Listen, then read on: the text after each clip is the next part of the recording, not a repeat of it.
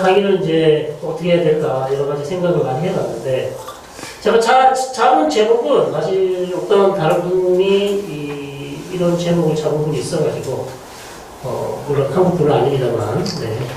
그래서 왜 새로운 중동이 아니고 이전과 다른 중동일까 또 이렇게 생각하실 수도 있는데요. 뭐 의미는 뭐 그렇게 갖다 보시면 되겠습니다. 즉 예전과는 다른 중동이다. 그걸 위해서 제가 이렇게 제목을 잡았고요.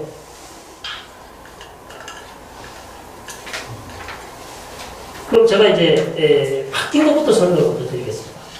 뭐가 바뀌었는가? 그리고 과거는 어땠는지에 대해서 조금 설명을 드리고 그런 방식으로 말하도록 하겠습니다. 자, 제가 이전과 다른 중동이라고 말씀을 드렸는데 이것이 지금 그런 이전보다 나은 것인지 아니면 오히려 더 악화된 것인지 이 부분도 우리가 좀 고민을 좀 해봐야 될 것 같고요. 차차 설명을 드리면서 결론을 한번 지어보도록 하겠습니다. 자, 일단요. 제가 르몽드지에서 이런 칼럼을 하나 실었었어요. 제목을 보시면 팍스 헤브라이카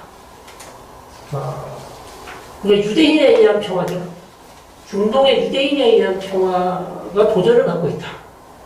이런 칼럼인데요. 저 단어도 상당히 흥미롭습니다. 팍스 로마나, 팍스 몽골리카, 팍스 아메리카나 이런 걸 들어봤는데 팍스 헤브라이카 처음 들어보시죠. 유대인들이 무슨 평화를 만듭니까? 그죠? 우리가 생각하는 것과 완전히 다른 느낌입니다. 유대인들은 중동에서 어떤 문제만 일으키는 사람들이지, 유대인들이 무슨 평화를 만듭니까? 중동에서. 계속해서 지금 팔레스타인하고 전쟁하고 있죠. 이란하고도 전쟁을 하고 있죠. 레바논에 있는 헤즈볼라하고도 전쟁을 했죠. 시리아하고도 전쟁을 했죠. 예멘에 있는 후티하고도 전쟁을 하고 있죠. 전혀 평화를 거리가 먼 그런 사람들인 것처럼 느껴지는데 이 제목이 너무나 도전적이고요. 결론을 봤는데 이스라엘을 제가 칼럼으로 결론을 봤는데 결론은 그래 이스라엘이 지금 그 수많은 이란의 대리조직 예를 들면 레바논의 헤즈볼라 그 다음에 이란 국가였던 시리아 바샤르 아사드 정권이 무너졌습니다. 그렇죠? 그리고 가자 지구의 하마스도 이란하고 친하지 않습니까?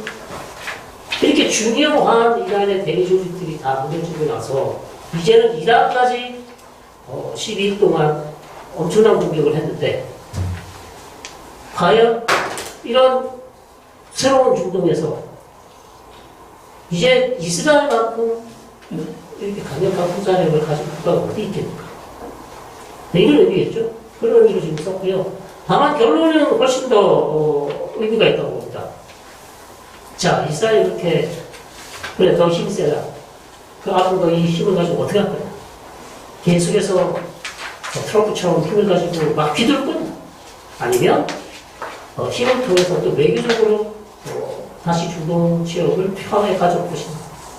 아니면 힘을 통해서 군사력을 통해서 중동 지역의 평화를 네가 이스라엘이 원하는 평화를 만들겠느냐? 아니면 힘을 가졌지만 힘을 절제하면서 외교력으로 타협으로 중동 지역의 평화를 가져오겠느냐라는 그런 질문을 던집니다. 이 칼럼은요. 그래서 결론은 저는 그거라고 봅니다. 이스라엘이 이렇게 힘세지만 정말 계속 이렇게 힘으로 무력으로 모두로 다 해결할 수 없다.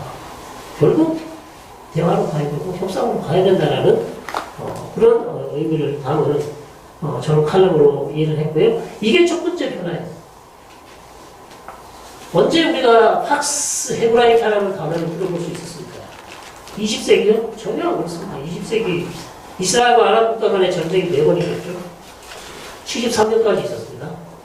그게 1973년 제4차 중동전쟁이죠. 그게 1948년부터 계속 전쟁을 하지 않았습니까? 48년 1차, 56년 2차, 67년 3차, 73년 4차. 그 이후에는 이스라엘하고 아랍 국가 간의 전면전을 없고요. 이스라엘하고 비국가 단체, 하마스, 헤즈볼라, 레바논 이런 쪽하고 전쟁을 또 계속 이어왔고 그 다음에 가자 지구는 2000년대 2007년 8년부터 가자 지구 하마스와 전쟁을 해왔습니다. 그러니까 끊임없이 전쟁을 해왔어요. 그런데 21세기에 들어오고 나서 한참 지나고 나서요. 이제 우리는 이스라엘이 사실상 튀르키예를 제외하고 중동에서 이스라엘을 건드릴 국가가 없습니다. 튀르키예도 이스라엘하고 전쟁을 하면 이길 수 있다는 확신이 들지가 않습니다. 아직까지는. 그래서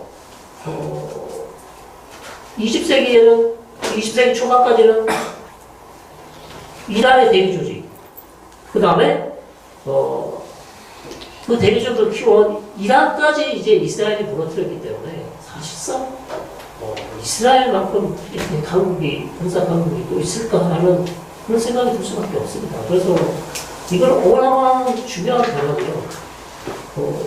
이제 튀르키예가 그래서 지금 겁을 내고 있다. 만약에 이스라엘하고 그런 무릎 생기면 우리가 이단처럼 되지 않을까. 그럼 우리 빨리 당국망을 세워야 되겠다. 그런 얘기를 할 정도예요.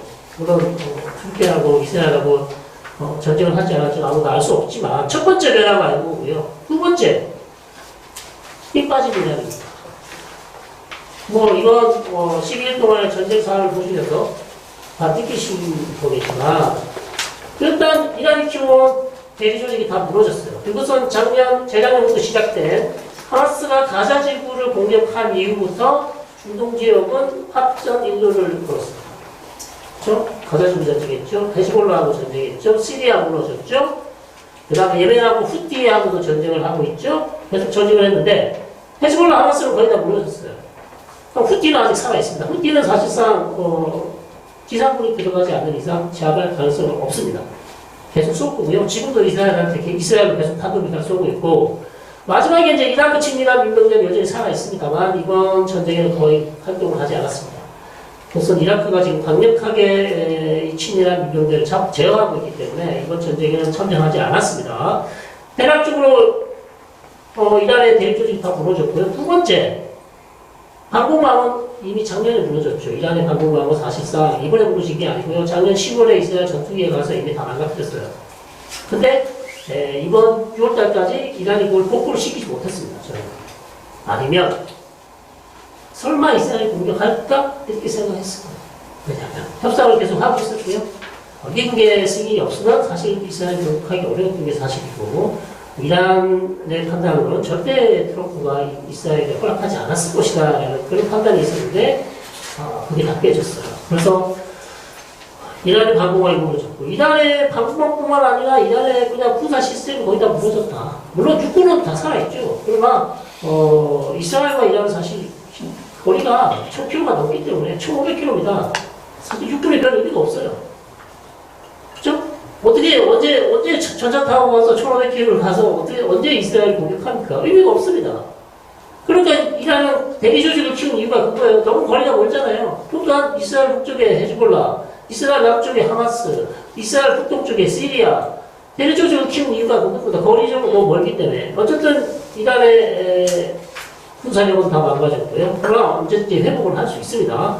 그 다음에 이란의 수뇌부가 전쟁 초기에 다 무너뜨렸죠. 이스라엘이 거의 핵과학자 포함해서 한 30명을 암살을 했습니다. 30명. 왜 암살했냐면, 반격을 받기 위해서. 이 수뇌부, 이번에 죽은 혁명수비대 사령관들은 전쟁이 터지면 이스라엘의 탄도미사일을 계속 쏘는 모든 이것을 전부 다 관할하는 수장들이 있습니다. 그래서 이 머리를 다 날렸기 때문에 전혀 이란이 체계적인 반격을 하지 못했다. 그게 이제 이스라엘의 노린 거였고요.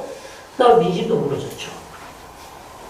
그럼 이집이 무너졌다고 해서 이란이 넘어가냐? 안 넘어갑니다. 아직까지는요. 절대 넘어갈 가능성은 절대라는 말을 쓰지 않겠지만 넘어갈 가능성은 거의 없다고 보여지고요. 그래서 두 번째 다른 행동은 이란의 치명적인 약점을 다 끝났어요. 사실 이 전쟁 전에 저를 포함해서 모든 중동 전문가들이 뭐라고 했습니까? 이란 그렇게 호락호락하지 않다. 이란 강력하다. 이스라엘 이란 자금 건드리면 큰일 날 수 있다.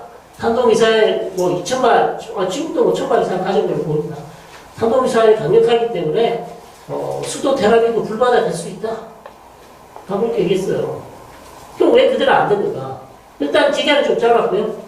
이란도 탄도미사일 쏘는데 조금 제한이 있었습니다. 말씀드린 것처럼 초반에 지휘부가 다 망가졌고, 그 다음에 이스라엘이 또 탄도미사일도 많이 파괴했고요. 탄도미사일 발사대도 많이 파괴했기 때문에 생각했던 것만큼 그렇게 많이 쏘지를 못했습니다. 그러나 전체적으로 한 600발 정도를 쐈어요.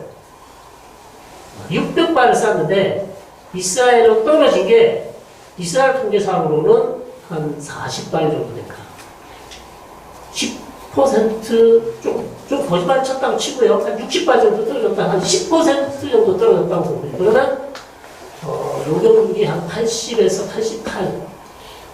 네, 그것도 좀 뻥이라고 치면 조금 더 낮추면 어쨌든 80% 정도의 요격률을 보였고 20%를 맞추지 못했다고 보시면 그래도 좀 객관적인 수치라고 볼 수 있겠습니다. 그러면 600발의 20%는요 120발 정도를 떨어졌다고 보셔야 되겠죠. 이스라엘도 원로 통제를 하기 때문에 약간은 감춘다고 보셔야 되기 때문에 그래서 그걸 감안하셔도 어마어마하게 작은 탄도미사일은요 80%를 했다는 거는 거의 전무후무한 기록인데 이건 미국이 도와주고 다른 국가들도 많이 도와줬기 때문에 가능한데 이게 결코 쉬운 게 아닙니다. 결코 쉬운 게 아니었고요. 어쨌든 그래서 두 번째 변화는요 이란의 약점이 너무나 많이 드러났다. 그 다음 세 번째 변화 트럼프 한 번도 이란 본토를 미국이 공격한 적이 없어요. 한 번도 공격이 한 적이 없어요. 말은 많이 하고 뭐 이스라엘 도와주고 이런 걸 많이 했죠. 근데 전투기가 그것도 그냥 전투기가 아니잖아요. B2B라는 그 어마무시한 전투기가 날아가서 무려 폭탄을 한 14발 정도, 16발 이렇게 쏟아 부었습니다. 그 B2B가 날아가는데요. 주위에서 호위하는 비행기가 몇 대가 뜬지 아십니까? 120대가 떴어요. 그러니까 이 B2B를 혹시 이란이 요격 미사일을 쏜다든지 이런 걸 다 막기 위해서. 그러니까 하늘이 시끄럽겠죠? 120대에다가 B2까지 뜨면요. 거의 아무것도 주위에 뭐 어디 건드릴 데가 없습니다. 그러니까 이 돈이 얼마나 많이 들었겠습니까, 이게. 어마어마한 천문학적 돈입니다. 어쨌든 그런 일을 해줬어요. 아무 이전의 대통령이 어느 미국 대통령도 이런 일을 하지 않습니다. 트럼프니까 가능해요. 트럼프니까 가능하고요. 이게 이제 함의를 좀 생각해 보셔야 됩니다. 지금까지 트럼프는 뭐라고 했을까? 중동 지역의 평화, 세계 평화. 나는 평화를 주려고 한다. 네? 나는 전쟁을 원하지 않아. 예수님의 말씀과는 반대입니다. 그렇죠? 어쨌든 나는 평화주의자야. 근데 왜 전쟁을 합니까? 그렇게 얘기하겠죠. 평화를 하기 위해서 전쟁을 한다고 얘기하겠죠. 이란과 평화를 하기 위해서 전쟁을 한다고 얘기할 텐데 어쨌든 중요한 거는 여기서 미국의 어떤 중요한 외교정책 변화를 감지해야 되는 이 시그널이 아닌가. 내가 지금 적극적으로 개입을 하고 있기 때문에 지금 이전에는 아무런 이런 군사력을 쓰지 않은 게 이제 미국의 어떤 고립주의 정책이라고 하지 않습니까? 웬만하면 국제 문제에 더 이상 개입하지 않으려고 합니다. 트럼프도 마찬가지죠. 처음에 돈 많이 드는 거 안 하잖아요. 군대도 뺄라 그러죠. 우리 한국에 있는 군대도 빼고 돈 안 주면 뺀다 그러고 계속 그런 얘기를 해왔기 때문에 그러나 이번에 덜컥 이렇게 참전을 했기 때문에 혹시 이게 다른 국제 문제에 있어서 미국이 또 이런 말도 안 되는 적극적인 개입 정책으로 가지 않을까라는 그런 생각도 조금씩 할 수도 있습니다. 그런 부분이 지금 상당히 사례가 있고요. 예를 들어서 그러면 뭐 러우 전쟁 당연히 뭐 트럼프가 개입을 안 하겠죠. 그 문제는 이제 북한 문제를 어떻게 하실까? 지금 언론에 관심 오로지 거기에 있어요. 이란을 이렇게 했기 때문에 북한에도 똑같이 이렇게 강력하게 밀어붙이는 게 아닌가 그런 걱정을 이제 하실 수밖에 없고 사실 뭐 이거는 한반도의 문제이기 때문에 우리가 가장 걱정을 해야 되고요. 물론 상황은 다르죠. 이란은 핵탄두가 없습니다. 핵 만들 수 있는 물질을 갖고 있고 기술은 있지만 핵탄두를 만들지는 않았어요. 근데 북한은 힘을 안 들었잖아요. 그러니까 이렇게 막 할 수가 없죠. 핵을 쓸 수도 있지 않습니까? 그래서 상황은 완전히 다르나 문제는 트럼프라는 이분이 예측을 불허하잖아요. 그리고 막무가내 밀어붙일 수도 있잖아요. 그죠? 자기 마음에 안 들면 그냥 오로지 자기 마음에 들어야 돼. 이 사람은 뭐 법칙도 없고 전략도 없고 인내도 없고 전술도 없습니다. 그냥 어저께 얘기했던 거 오늘 와서 뒤집고 또 내일 가서 또 뒤집고 그러면 이거는 뭐 도대체 어느 장단에 맞춰야 될지 모르는 사람이에요. 자, 그래서 우리 상식적인 행동을 잘 안 하는 사람입니다. 물론 상식적인 것도 하지만 자, 그래서 우리도 준비를 해야 되지 않나. 사실 북한 문제 지금 뭐 해결하겠다고 본인도 얘기를 하고 있기 때문에 또 북한 문제에 있어서 우리가 주도를 해야 되지 않습니까? 뭐 트럼프가 자기 마음대로 하도록 가줄 수는 없잖아요. 그럼 우리가 어떻게 트럼프를 설득하고 어떤 방식으로 어떻게 우리 방식으로 끌고 갈 수 있냐 그거는 좀 고민해야 된다고 봅니다. 예를 들어서 트럼프가 나는 북한 문제 관심 없어 이미 끝날 때까지 그냥 관리만 하다 갈게 이러면 오히려 낫죠. 그러나 적극적으로 해결해 보겠다 그러고 이렇게 나서고 이미 북한에다가 하는 지금 협상이 나오라고 지금 요청을 많이 한 상태인 같아요. 근데 북한에서 지금 다 거절하고 있잖아요. 하나도 안 받고 있는 그런 상황입니다. 그래서 트럼프의 앞으로 정책이 심상치 않다. 이것도 굉장한 변화를 가져왔습니다. 이거를 그냥 중동에만 북한에서 볼 수 있을지 아니면 다른 지역으로 이걸 또 확장할지 그걸 저희가 또 고민을 해봐야 되고요. 그러면 이스라엘이 2023년이죠. 하마스가 가자지구에서 이스라엘 공격했죠. 10월 7일입니까? 10월 7일인데 그 하루에 가자의 근처에 있는 키부츠 마을에 이스라엘 주민이 1200명이 죽었어요. 하루에 하마스가. 그러니까 지금 이스라엘 상태는 정상이 아닙니다. 그걸 일단 여러분 인지하셔야 돼요. 이스라엘이 미친 것 같다. 아무리 봐도 이스라엘 좀 이상해. 이스라엘은 왜 이렇게 전쟁을 좋아해? 이스라엘 사람들 나타냐고도 거의 전쟁 강이야. 이상해. 정상이 아니라니까. 여러분 입장을 바꿔놓고 생각을 해보십시오. 어떤 한 나라가 있는데 갑자기 하루에 국민이 1200명이 적의 공격만 죽었어요. 그럼 그 국가가 정상일까요? 목숨 가지고 갈 거예요. 그것이 예를 들어서 우리한테 누가 그렇게 했다. 그럼 우리나라가 가만히 있을까요? 맞습니다. 입장을 바꿔 보시면 조금은 이해할 수 있을 겁니다. 우리는 100% 다른 이해를 못해요. 이스라엘 너무나 강력하게 너무나 잔인하게 하는 것도 맞지만 조금은 이해할 수 있어요. 왜?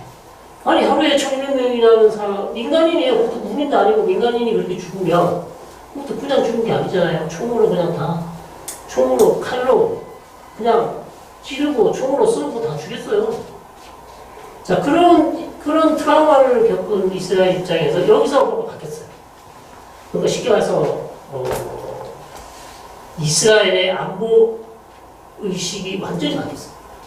2023년 뭐가 바뀌었냐면 그 전까지는 하마스나 헤즈볼라가 뭐 활동을 하고 있으면 그냥 아주 금지성, 아주 위험한 수준이 되지 않는 이상 그렇게 하지 않았어요. 그냥 이스라엘 특수부대에 가서 뭐 누구를 그냥 공격한다든지 순례를 남산한다든지 이런 작전을 했다면 2023년 10월 7일 이후부터 이스라엘은요, 이스라엘 영토가 주위에 있는 국가들로부터 공격받을 수 있는 그 가능성 있잖아요. 그 가능성을 없애기 시작했어요. 더 이상 가능성을 남겨두지 않는다. 뭐 어떻게 다시 말씀드리면 훨씬 더 공격적이 됐죠. 또 그 내용입니다. 지금 이스라엘 안보 전략이 완전히 변했어요. 완전히 변했습니다. 더 이상 그러니까 이란의 공격도 그렇게 보셔야 돼요. 왜 그러면 10년 동안 이란이 핵을 개발한 지가 2002년부터 핵무기를 개발한다는 얘기가 있었는데 우리가 지금 20몇 년이 지났는데 가만히 있다가 왜 이번에 했냐 이렇게 했어요. 네. 더 이상 이란이 이스라엘을 공격 그리고 이란이 핵무기를 만들 수 있는 그 가능성 자체를 이제는 없애야 된다. 완전히 없애지 못하죠. 그러나 6개월 미만으로 이란이 핵을 만들 수 있다. 이것은 이스라엘이 용인할 수 없다. 이거는 이스라엘 국가 전망의 위협이라고 판단했습니다. 그래서 이번에 전격적으로 들어갔고요. 그래서 하마스 계속 공격하고 있죠. 헤즈볼라 완전히 무너졌죠. 후티 후티도 계속 이스라엘 공격하고 있지만 이스라엘도 계속 후티를 공격하고 어제도 갔어요.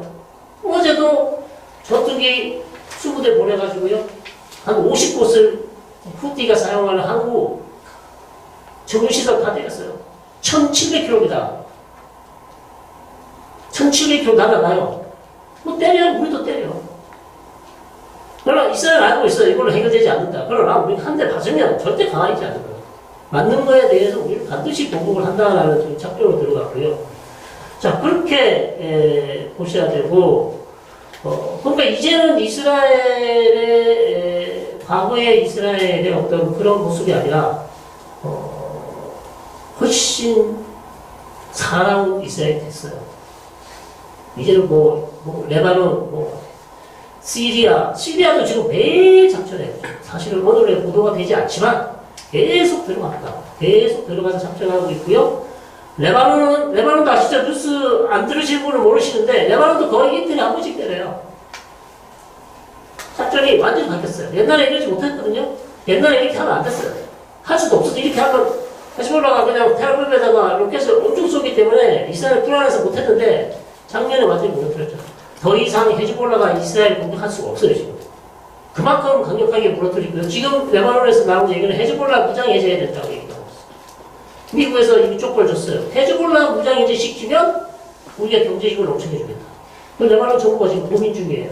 그러니까 완전히 다른 중동입니다. 이거는 완전히 다른, 한 번도 이런 적이 없었어요, 레바논도. 그래서 이스라엘은 지금 완전히 주위에 누가 나를 건드리기만 하면, 누가 우리를 육지를 통해서 오든지 로켓을 쏘든지 이거는 얘네들은 그러니까 인내가 없어요. 제로 인내입니다. 더 이상의 인내는 없다. 그게 지금 바뀐 중동입니다. 그래서 이스라엘 안보 전략이 제가 완전히 바뀌었다고 적고 있고요. 그래서 5번을 보시면 중동 지역에서 이제 이스라엘도 헤게모니를 강화할 거고요. 그 다음에 6번을 보시면 이제 이스라엘도 소모전, 장기전 대비한다. 옛날에는 이스라엘의 안보 전략이 이러지 않았어요. 이스라엘 안보 전략은 무조건 전쟁, 선제 공격해서 무조건 전쟁을 빨리 끝내는 거예요. 왜냐면 영토가 좁고 인구가 작기 때문에 전쟁을 계속 끌고 갔으면 이스라엘이 항상 불리합니다. 그러니까 이란이 전쟁을 오래 하면 사실 이스라엘이 불리해요. 인구 많죠? 자원도 훨씬 많을 거 아니에요. 그게 이스라엘 과거의 안보 전략이었다면 이제 바뀌었어요. 더 이상 그런 것도 없다. 우리 이제는 장기전에 우리도 대비해야 된다. 그렇게 바뀌었고, 그 다음에 동맹, 즉 미국을 적극적으로 끌어들이는 작전을 계속하고 있어요. 과거에도 그렇게 했지만 이제는 아예 전쟁에 동참을 시키는 그런 작전으로 완전히 바뀌었습니다. 그래서 엄청난 이런 변화가 지금 일어나고 있고요. 요게 이제 과거 이스라엘의 안보 위협 세력입니다. 거리를 보시면 제일 가까운 쪽에 이제 하마스가 있었죠. 그 다음에 이스라엘 북쪽에 시리아가 있었고, 그 다음에 이스라엘 북쪽에 역시 헤즈볼라가 있었죠. 레바논이 있었죠. 그러니까 레바논, 시리아, 하마스를 가장 먼 거리가 어디입니까? 이란이었죠. 가장 가까운 거리가 가자지구 하마스고요. 북동쪽에 시리아, 그 다음에 이스라엘 북서쪽에, 지중해 쪽에 레바논에 있는 헤즈볼라. 한 요 네 가지였었어요. 그죠? 근데 이게 거의 지금 이스라엘 안 건드린 데가 없어요. 다 건드렸잖아요. 그것도 2023년부터 2년 사이에 모든 걸 다 건드렸어요. 그러니까 이스라엘 안보 위협 세력을 완전히 지금 하마스가 없앴죠. 시리아는 지금 이스라엘하고 관계 정상화할 수 있어요. 지금 새로운 정권이 들어섰죠. 이스라엘하고 지금 불가침 조약을 체결할 수 있는 상황까지 갔어요. 아주 지금 상황이 완전히 바뀌고 있고요. 헤즈볼라 말씀드렸습니다. 거의 배면됐고, 물론 상황은 있으나 레바논도 상하면 이스라엘과 관계 정상화 할 수도 있어요. 그런 얘기가 지금 하고 있어요. 그만큼 중동 정사가 완전히 바뀌었고요. 이란 핵 이스라엘 절대 허용하지 않겠다. 그리고 미국도 지금 똑같이 얘기하고 있죠. 허용하지 않겠다 얘기하고 있어요. 그러면 바뀐 중동 정세 전에 중동 정세는 어땠습니까? 이거죠. 여러분이 잘 아시는 저항의 축.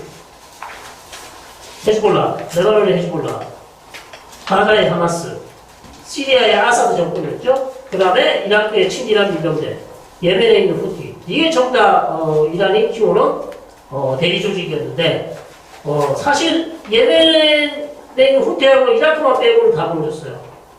이라크도 지금 친민병대가 이라크 총기군에 편입이 됐습니다. 그래서 자기 마음대로 지금 할 수가 없어요.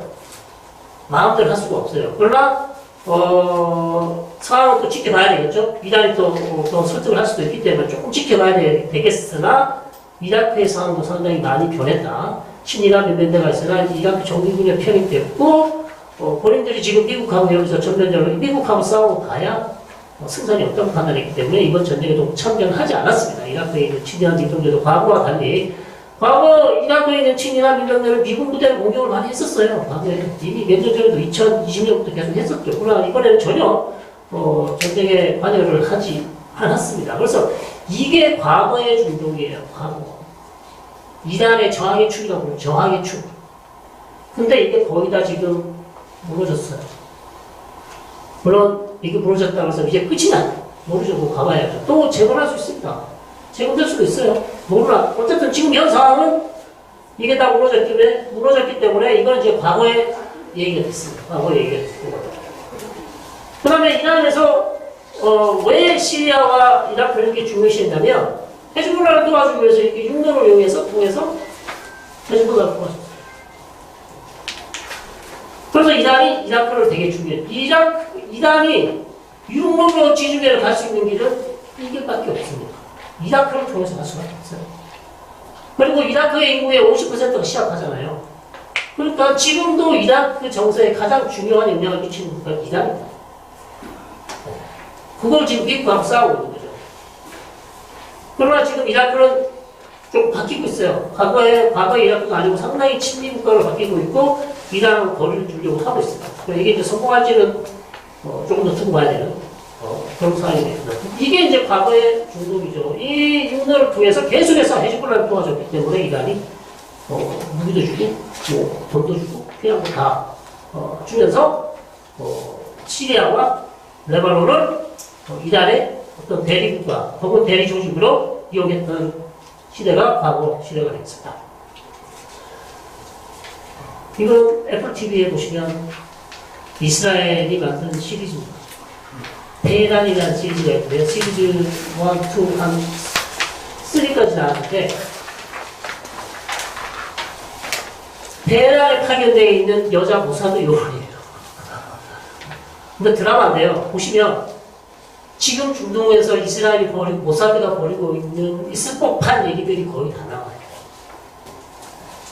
그러니까 이거는 이스라엘이 만든 드라마예요. 그래서 아주 친이스라엘적이겠죠. 그러나 모사드가 어떤 식으로 작전을 하는지를 극으로 만든 거기 때문에 관심 있으신 분들 한번 보시면 될 것 같고요. 자, 그리고 이란의 안보 개념을 좀 설명드리겠습니다. 이란도 바뀌고 있죠. 이란도 바뀌고 있어요. 이란은요, 3가지 안보 전략을 지금까지 추구해 왔습니다. 첫 번째는 아까 말씀드린 대리조직. 그렇죠? 하마스, 헤즈볼라, 후티, 시리아, 이라크 친이란 이분들 이게 다 대리조직이죠. 그 다음 두 번째, 탄도미사일 같은 경우는 왜? 이란은 공군이 없습니다. 이란은 전투기가 있긴 한데 거의 없는 거랑 마찬가지입니다. 왜? 이란은 1979년부터 제재를 받아왔기 때문에 그 이후로부터 새로운 전투기를 거의 서방으로서 산 게 없어요. 그때 미국으로부터 샀던 팬텀기 아주 옛날 거 있죠. 그거밖에 없습니다. 그 다음에 최근에 받은 러시아로부터 받은 수호기가 있는데 아직 훈련을 많이 못해서 쓰지를 못해요. 그러니까 거의 전투기가 없죠. 그러면 전투기가 없는 이란이 할 수 있는 유일한 창은 미사일밖에 없어요. 그래서 모든 역량과 돈을 다 어디다 집중했다고요? 오로지 미사일.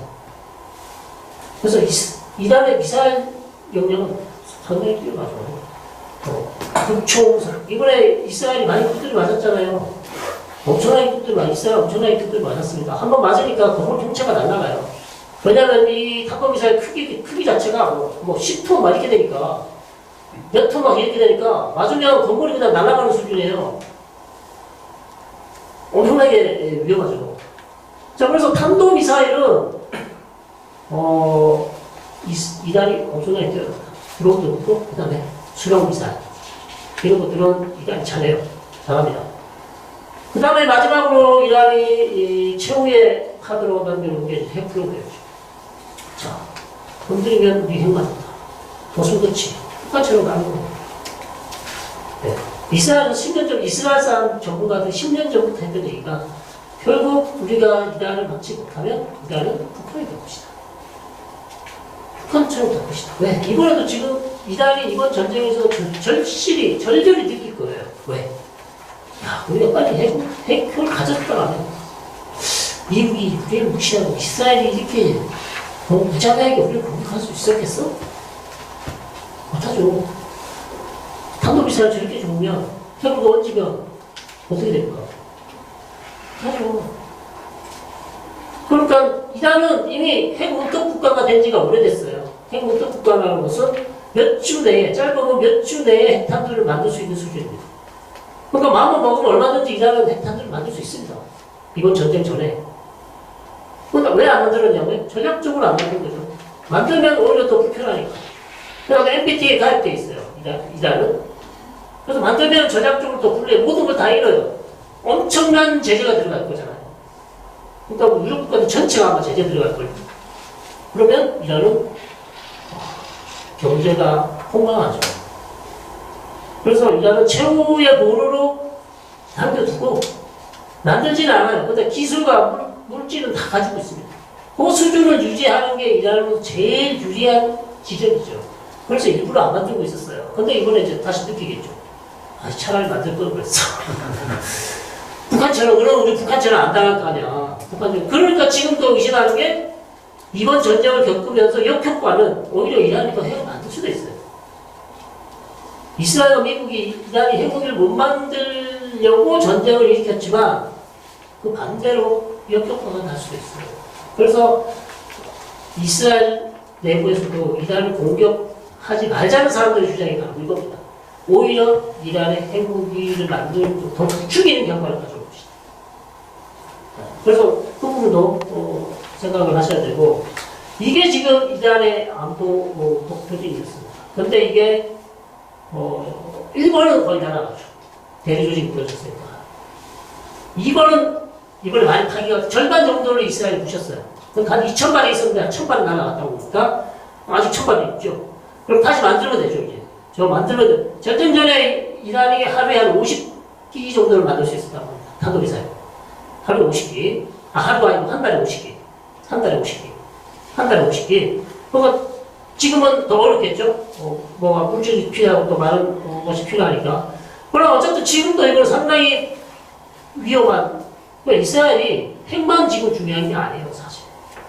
이스라엘은 오히려 가장 무서운 게 이거예요. 이번에도 많이 끝들을 맞아봤잖아요. 이스라엘이요, 2차 세계대전 이후로 그 어마무시한 엄청난 규모의 탄도미사일 저렇게 끝들을 맞아본 적이 없어요. 지금 엄청난 충격이에요, 사실. 얘기는 안 하고 있지만. 그리고 더 놀라운 건 방공호에 들어갔잖아요. 그것도 죽었어요. 왜? 방공호 들어있는 그 방에 직격탄을 맞았잖아요. 갈 수가 없습니다. 그래서 이스라엘도 그것도 놀래더라고요. 방공호에까지 시간 맞춰서 저게 날아오면 한 12분 정도 걸리거든요. 탄도미사일이 12분 걸리면 충분히 들어갈 수 있는 수준이거든요. 자, 10분 내에 미사일 도착합니다. 빨리 지금 방공호로 들어가세요. 바로 방송을 합니다. 그럼 방공호로 들어가면 살아야 되잖아요. 죽었어요. 방공호 안에서 죽었어요. 왜? 운이 나쁘게 탄도미사일이 다 방공호 있는 방 그 근처를 바로 때렸어요. 그 파괴력이 어마무시하기 때문에 살아남을 수가 없습니다. 자, 그만큼 탄도미사일이 중요하기 때문에 이스라엘이 계속해서 그러니까 미국한테도 얘기하는 게 이란과의 지금 핵협상도 중요한 거예요. 탄도미사일 개발치 않아요. 탄도미사일 개발치 않아요. 우리는 이스라엘 입장에서는 저걸 격투사도 못 막거든요. 계속 줄기차게 얘기했으나 미국 입장에서는 본인 문제가 아니잖아요. 탄도미사일이 이란이 미국 탄도미사일 쏠 일은 없습니다. 그러니까 그걸 그렇게 신경 안 쓰는 거죠. 핵도 야 하기 힘들어 죽겠는데 탄도미사일 제한까지 어떻게 협상을 하냐. 이란은 당연히 반대하겠죠. 내정 간섭이라고. 자, 그래서 이스라엘은요, 탄도미사일이 상당히 지금 가장 두려워하는 위협이에요. 핵도 문제지만. 그래서 이 두 개는 여전히 살아있는 거죠. 그래서 지금 핵 프로그램을 어쨌든 이스라엘 막아보려고 트럼프와 함께 지금 계속 작전을 진행했던 겁니다. 그러면 이란은요, 어떤 전략을 취했냐? 사실 이란은 작년 2024년 이스라엘하고 이란 간에 두 번의 싸움이 있었습니다. 기억나십니까? 본토를 공격했어요. 그쵸? 왜 시작됐냐면 4월 달에 이스라엘이 시리아에 있는 이란 영사관을 때렸잖아요. 거기서 홍영수비가 사령관하고 뭐 10명이 죽었어요. 이란 입장에서 이거 영토 침범이랑 똑같다. 왜? 대사관 영사관 건물이야. 이거는 우리 영토야. 영토를 네가 때린 거야. 우리 가만 안 넘어가? 그러면서 4월 달에 이란이 바로 이스라엘로 350기의 탄도미사일, 순항미사일 드론을 쐈어요. 그 중에 한 200기가 탄도미사일이었고 나머지는 드론하고 쐈습니다. 그게 처음이에요. 이란 역사상 처음으로 이스라엘 본토에다가 미사일을 쐈어요. 이란 본인 자신, 물론 대리 조직들이 많이 했지만, 그러니까 이란 본토에서 처음으로 이스라엘한테 쐈어요. 이것도 엄청난 변화예요. 한 번도 그런 적이 없었거든요, 이란이. 왜 안 했을까요? 왜 안 했을까요, 이란이? 쫄라서. 쉽게 말해서. 네, 왜 미국도 있고, 이스라엘 뭐 핵도 있고, 뭐 전투기도 있고 하니까, 이거 공격했다가, 우리 오히려 벌집 건드린다, 건드렸다가 더 두드려 맞는다고 생각했었는데, 이제는 이란이 바뀌었어요. 자격으로. 쉽게 말해서, 이란이 이제 자신감이 생긴 거죠. 그렇지 않고서야 저게 이스라엘 때린 적이 없거든요. 4월 달에 이렇게 때렸죠? 10월 달에, 9월 달에 또 때려요. 두 번 때려요. 그러니까, 이란의 전략이 과거에는 전략적 인내라고 했습니다. 왜? 그때는 쉽지만, 미국도 있고, 이스라엘 전투기도 있잖아. 또 천짜. 근데 작년 4월 달부터 그게 바뀌었단 말이에요. 이란이 바뀌었다는 얘기예요. 이란도 바뀌었어요. 그러니까 작년부터. 그리고 두 번의 싸움이 있었어요. 근데 그거는 하루 이틀에 끝났잖아요. 전쟁이 아니어서 그냥 치고받는 약간의 어떤 뭐 잽 정도. 범투로 치면 잽이었죠. 하루 이틀에 끝났단 말이에요. 그런데도 불구하고 그게 엄청난 함의가 있다고 말씀드립니다. 왜냐하면 본토 공격을 한 적이 없기 때문에. 그렇게 했었는데, 이제 그렇게 하고 나니까 전부 다 전문가들이 이제 얘기를 하죠. 이스라엘하고 이란하고 처음으로 저렇게 치고받았습니다. 앞으로 어떻게 될 것 같습니까? 치고받아봐야 별 효과가 없고 서로가 피해가 많으니까 앞으로 안 할 것 같습니다. 그건 말씀도 일리가 있어. 해봐니까 너무 아프고 서로가 뭐 이런 것만 너무 많다. 오히려 안 하는 게 좋겠다. 그렇게 생각할 수 있지만 반대로 이미 간이 부었잖아요. 이미 더 이상 심리적 장벽 깨졌어요. 더 이상 이스라엘이 천하무적이라는 그 심리적 장벽 있죠. 그거 깨졌잖아요. 그 이란 입장에서는 때려보니까 한 대 맞았는데 맞을만 하네. 나도 때릴 수 있는데 뭐 이제 내가 옛날에는 시기 맞을까봐 못 때렸는데 한번 때리고 한번 맞으면 괜찮은데? 내 집 되는데? 이렇게 생각을 한 거예요. 그 작년에 두 번 했죠? 이번에 이스라엘도 선제 공격했죠. 이스라엘이 작년에 이미 길 닦아놨어요. 10월 달에 방공망을 다 부셨어요.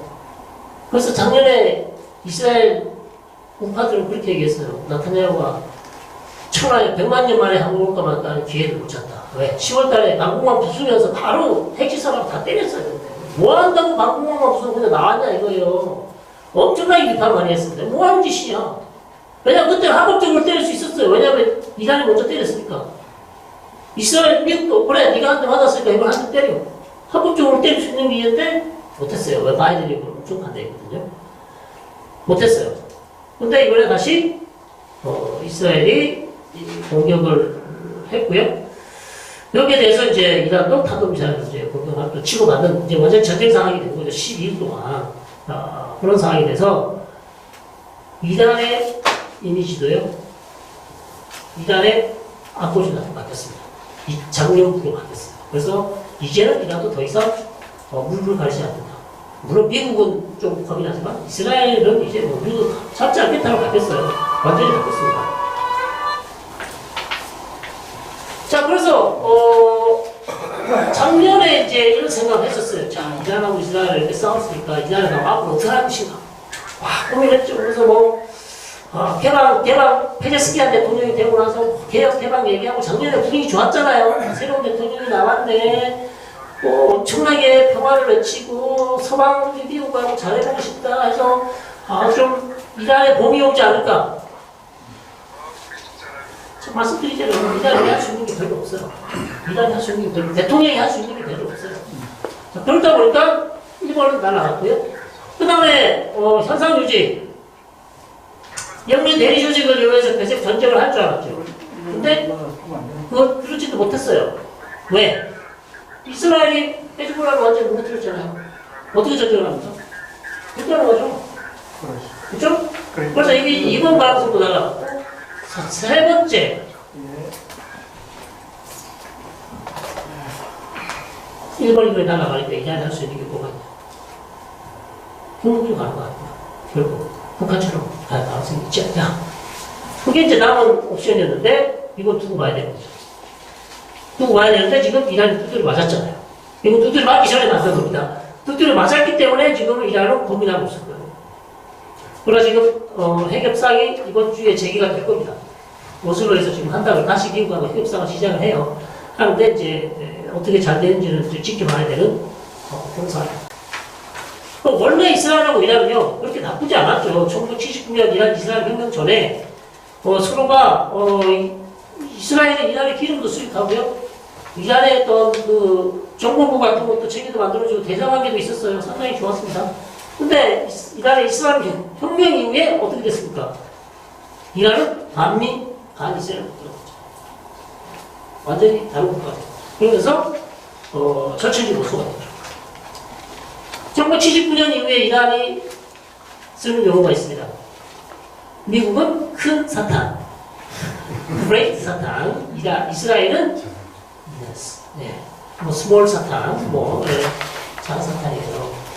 그런 좀 우습지만 이 용어 자체가 과거 이란이 어떻게 미국을 바라보는지는 정확하게 보입니다. 물론 그게 다 설명해 주지는 않지만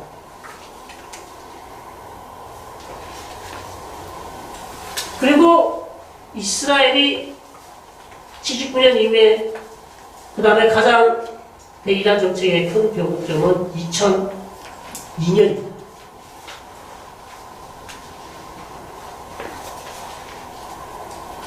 이란의 정권에 반대하는 사람들이 해외에 나와 있는 사람들이 있거든요.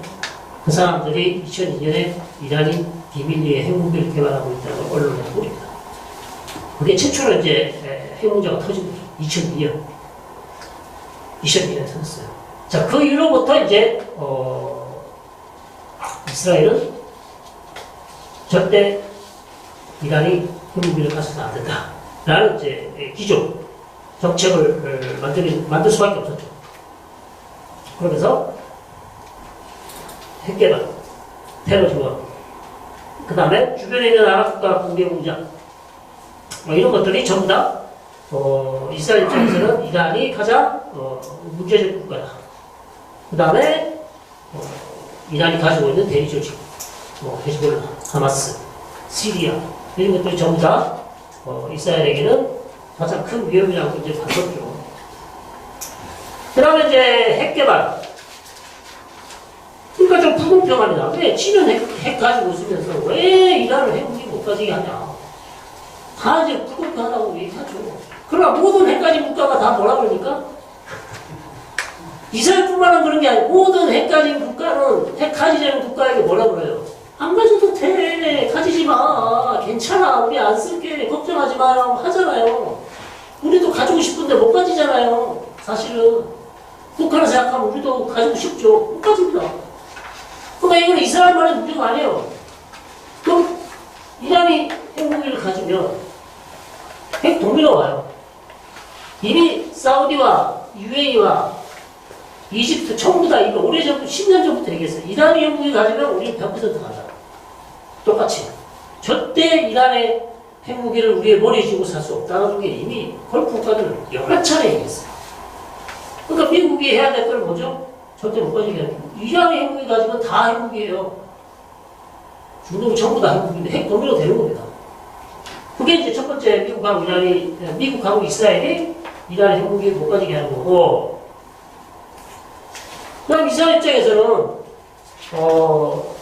이스라엘을 지도에서 지워버리겠다고 해버리라 얘기하는 그런 국가가 핵무기를 가진다? 그거 믿을 수가 없는 거죠. 그러니까 이건 철저히 이스라엘 입장에서 하는 얘기입니다. 본인은 핵을 가지고 있으면서 다른 국가가 핵 못 가지게 하니까 일반적인 사람들은 보시면 말이 안 된다 이스라엘은. 그리고 이스라엘은 NPT 가입도 안 했어요. 가입하지도 않습니다. 그러니까 어찌 보면 이스라엘은 NPT 가입에 준수할 필요가 없어요. 그리고 이스라엘은 핵을 가졌다고 인정하지도 않습니다. 한 번도 인정한 적이 없어요. 그렇기 때문에 아주 자유롭죠. 자기 마음대로 하죠. 근데 문제는 이제 이중잣대죠. 왜? 미국이 그걸 알고 생겨서 가지고 있잖아요. 지금. 핵 가지고 다 알고 있거든요. 근데 미국도 다 알고 있잖아요. 그러니까 미국도 아니 핵을 가진 놈이 NPT 가입도 안 하고 지 마음대로 저렇게 가만히 있는데 왜 이스라엘을 저렇게 가지고 다른 국가들은 뭐 가지지도 못하는 거냐. 충분히 나올 수 있는 비판입니다. 그런 상황이기 때문에 그래서 이란이 핵무기 가지고는 이스라엘만의 문제가 아니다. 이거는 걸프 국가들의 문제고 미국도 문제고 중동도 문제고. 그리고 이게 이스라엘의 전략이에요. 이스라엘의 전략은 이란의 핵무기를 이스라엘만의 문제가 아니라고 계속해서 국제화시키는 거죠. 그 공동 전략을 펴는 거예요. 그게 이스라엘의 전략이에요. 그게 이스라엘이 계속 했던 얘기예요. 왜냐하면 이란 핵무기를 이스라엘 혼자서 맞게 해놓았다. 그러면 국제사회가 전부 같이 갈 수 있도록 계속 설득을 해야 된다. 이게 이스라엘 전략입니다. 자, 이란은 그러면 뭡니까? 아까 말씀드린 미국 큰 사람, 이스라엘 작은 사람, 그리고 미국과 이스라엘이 계속해서 정권 변화, 레짐 체인지를 누리고 있다. 이란의 정권, 보수 완전 정권 레짐 체인지를 하려고 하고 있고, 영내에서 계속 이란을 고립시키는 게 이스라엘의 전략이다. 그리고 이란 내 그죠? 소수민족이 있거든요. 이란 내에 소수민족이 쿠르드, 발루치, 투르크메니.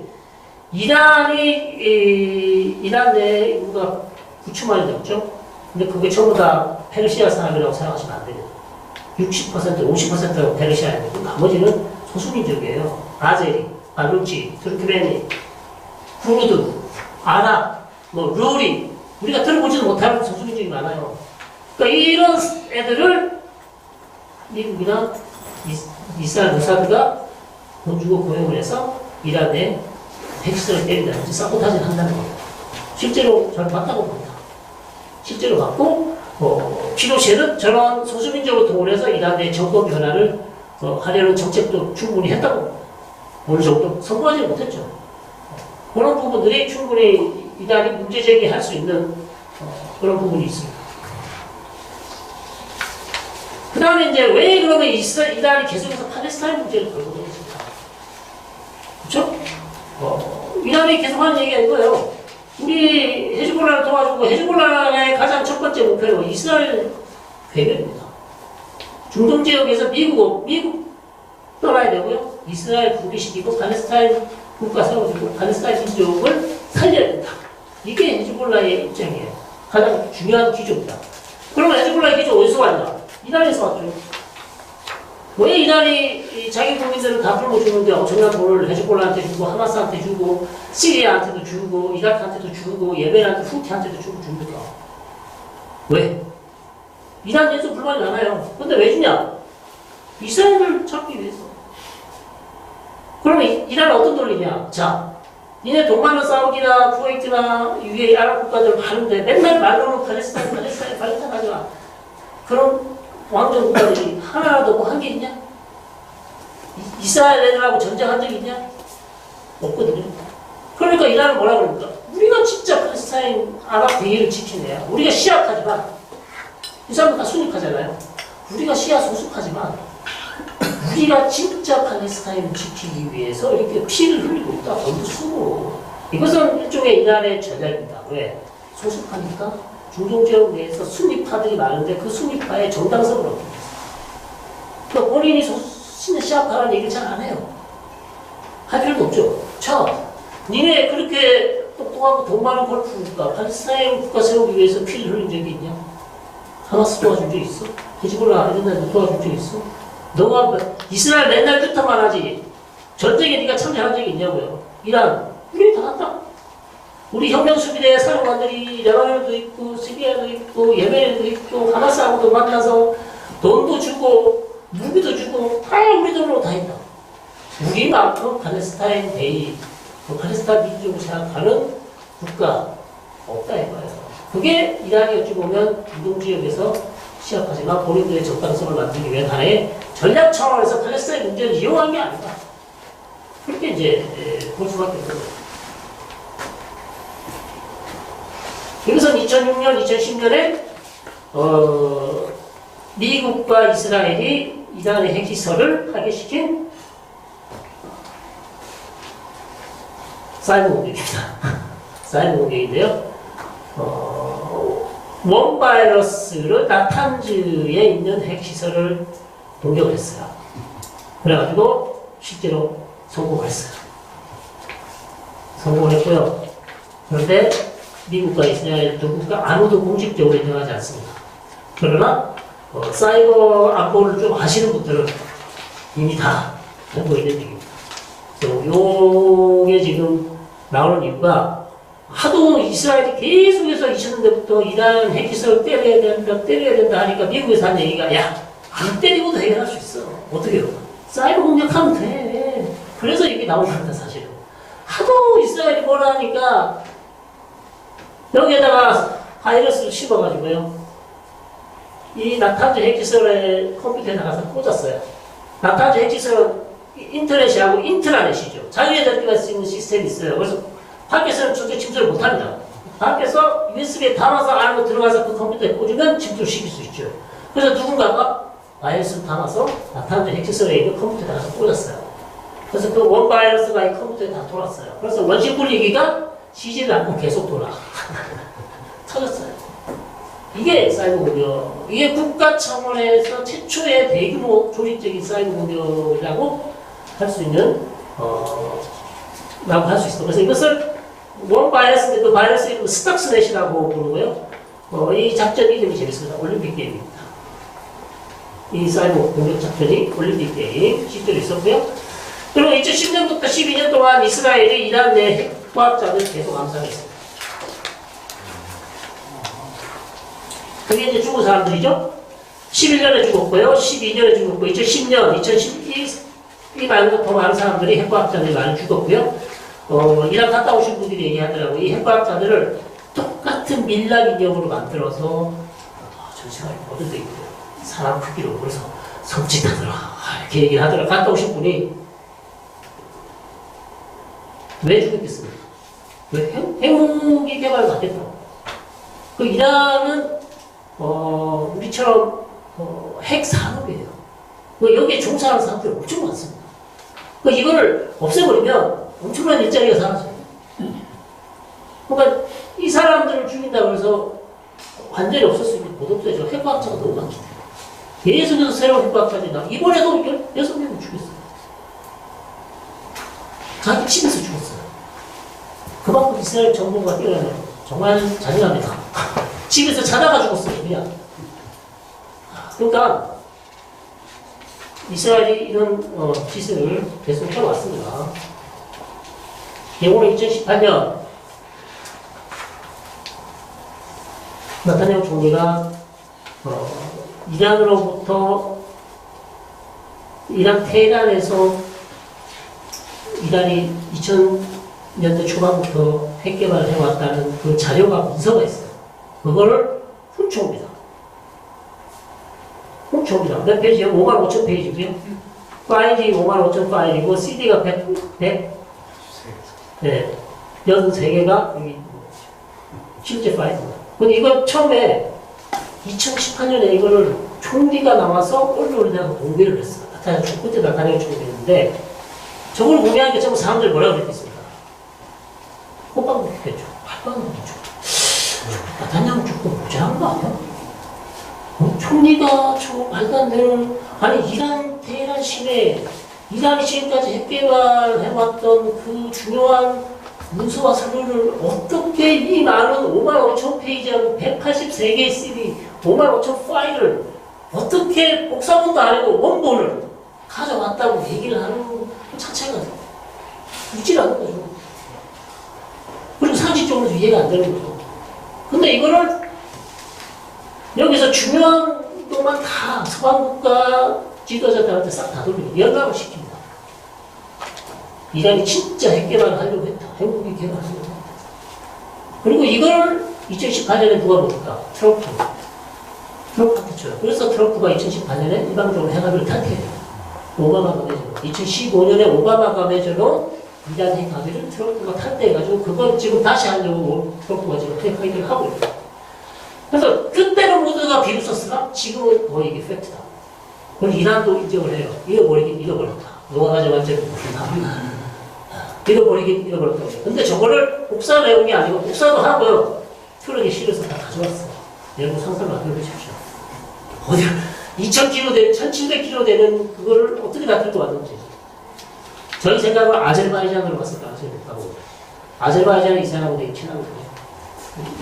이란하고 꽤 있잖아요. 자, 그리고 2020년에도 가장 중요한 이란의 핵 개발의 아버지라는 사람을 테헤란 시내에서 바로 암살시키죠. 암살시키는데 사람이 시킨 게 아니고 픽업 트럭에 자동 소총이 있었고요. 멀리서 누르면 그 픽업 트럭에 있는 자동 소총이 바로 총을 쐈습니다.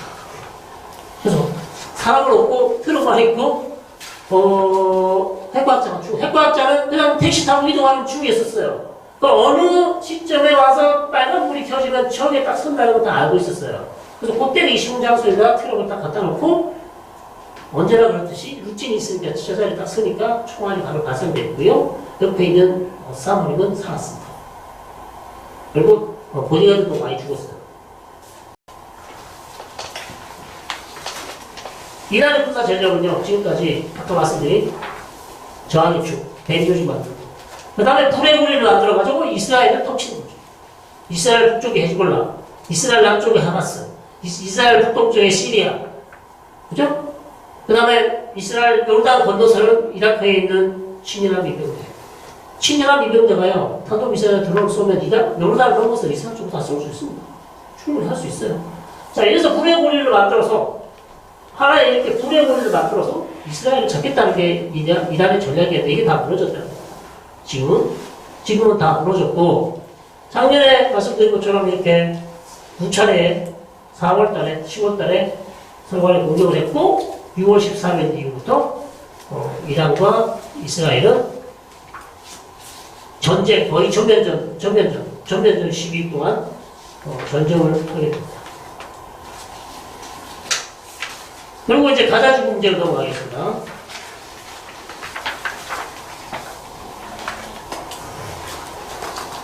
2023년이면 2년 전에 10월 7일 하마스가 왜 공격을 했냐? 그 당시에요. 이스라엘하고 사우디가 거의 국교 정상화를 다 할 뻔했어요. 2023년 10월달에. 자, 이스라엘하고 사우디가 국교 정상화를 한다는 말은 무슨 엄청난 합의가 있어요. 이스라엘하고 아랍에미레이트는 이미 2020년에 관계 정상화했죠. 대사관에 관계 있습니다. 4개 국가가 있죠. 모로코, 바레인, 수단 다 있습니다. 근데 사우디는 차원이 달라요. 사우디는 UAE가 아닙니다.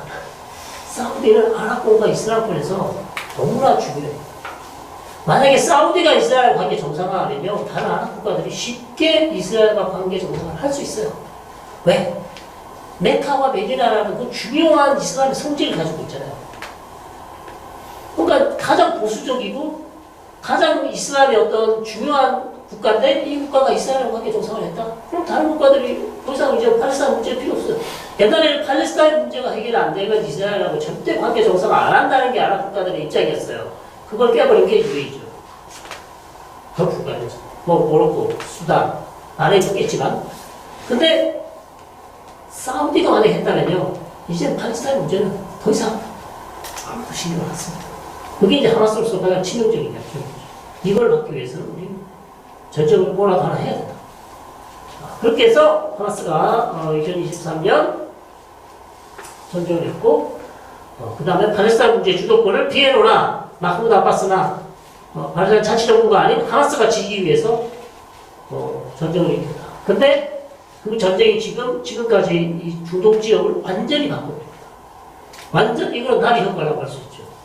가자 지구에서 벌어진 전쟁이 사실은 이란을 무너뜨렸어요. 그러니까 본인이 생각한 거와는 전혀 다르죠. 야흐야 시나 하마스가 생각했던 그 시나리오는 다 없어지고 완전히 다른 시나리오가 되었어요.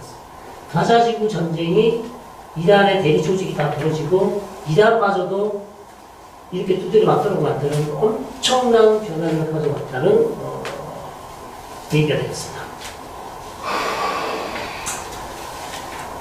2023년 전쟁이 다른 이유가 2007년부터 이스라엘하고 하마스는 전쟁을 해왔습니다.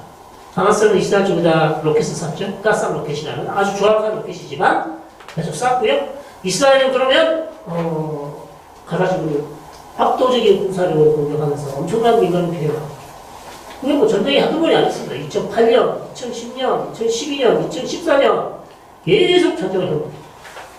그러다가 2023년에 이제 전쟁을 했는데 2023년이 다른 전쟁과 다른 이유가 지상군이 들어왔어요. 그 전까지는 한 번도 지상군을 보낸 적이 없습니다. 근데 2023년은 지상군이 들어와서 한 4,000명 정도가 그냥 밀고 들어왔습니다.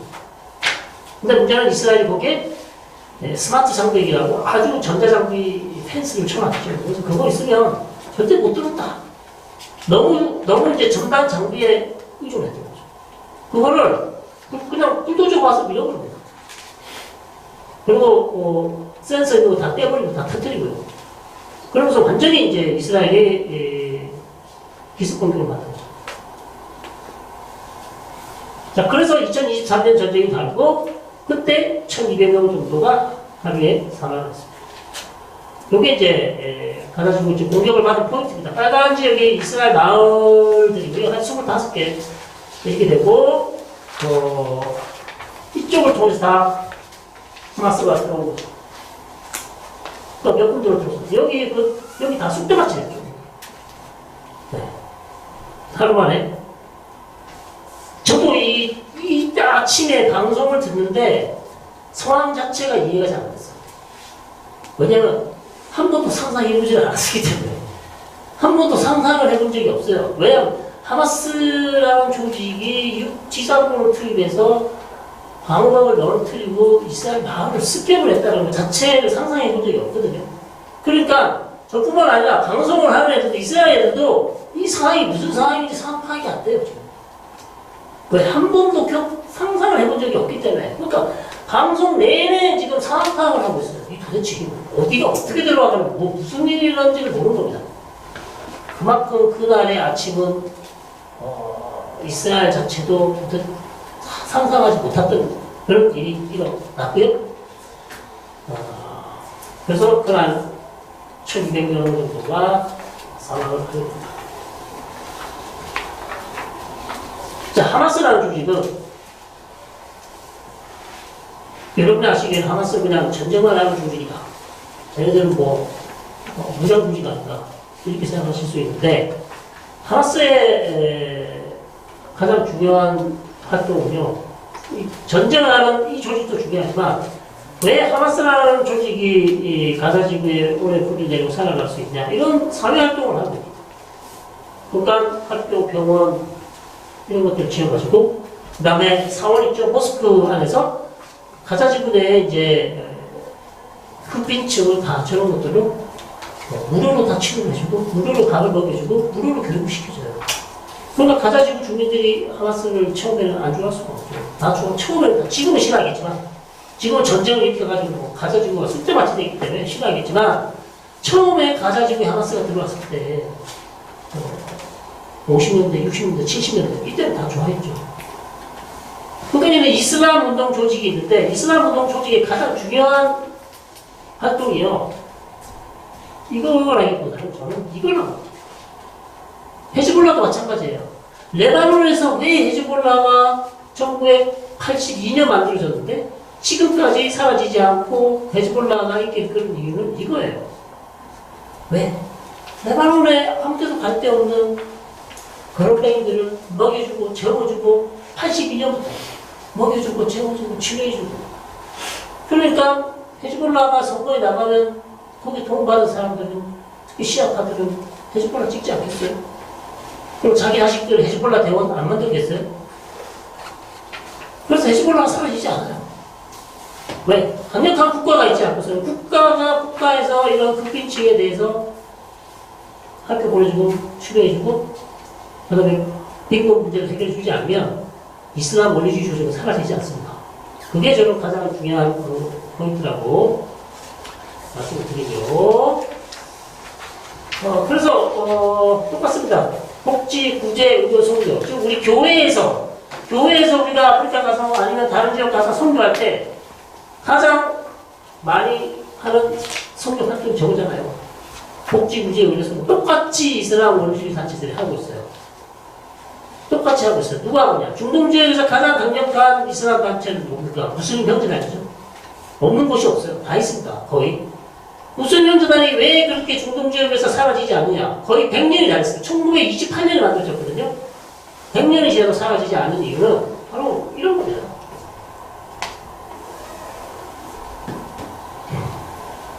풀뿌리. 국빈층. 국가에서 누구도 돌보지 않는 사람들을 찾아가서 무슬림 형제단이 먹여주고, 채워주고, 치료해주고, 교육시켜주기 때문이에요. 그러니까 국가가 강력한 국가가 되지 않으면 저는 무슬림 형제단이라든지 아니면 이슬람 단체 아니 이 활동은 좋죠. 이 활동까지는 좋은데 그 다음이 문제죠. 이거만 해주면 되는데 계속 세뇌를 시키고 급진화를 시키고 그렇게 되면 이게 문제가 되는 거죠. 이것까지만 해주면 아무 문제 없어요. 근데 이걸 해주는 이유가 뭡니까? 당연히 인력을 충원하기 위해서죠. 젊은 아이들을 데려와서 무슬림 형제단에 가입시키고 전사로 만들기 위해서 그냥 해주지 않습니다. 그게 이제 문제라고 할 수 있겠습니다. 자, 가자지구 인명 피해를 보시면요. 이 가자지구 인명 피해는 57,000명, 지금까지. 사망자가 2023년부터 가자지구에만 한 57,000명이 죽은 것으로 지금, 파악이 됩니다. 반면에 이스라엘 쪽은요, 군인들하고 포함해서, 민간인 포함해서 사망자가 한 1916명인데 2,000명 정도 되고요. 인질로 잡혀갔던 사람이 205명이었는데, 다 풀려나고 지금 잡혀있는 인질이 50명 있습니다. 네. 그래서 지금 협상을 하고 있고, 나머지 인질을 풀어내기 위해서 지금, 그래서 카타르 동아에서 협상을 하고 있고, 인질이 지금 갇힌 시간이 무려 638일이에요. 2년이 넘어갔죠. 거의 200만 배입니다. 근데 차이가 너무 많이 나죠. 이스라엘 2,000명, 10배도 넘지 않습니까? 10배도 아니고 한 20배 정도 되죠? 네, 그 정도 됩니다. 사망자만 놓고 보면, 그렇게 되고 있는 상황이고,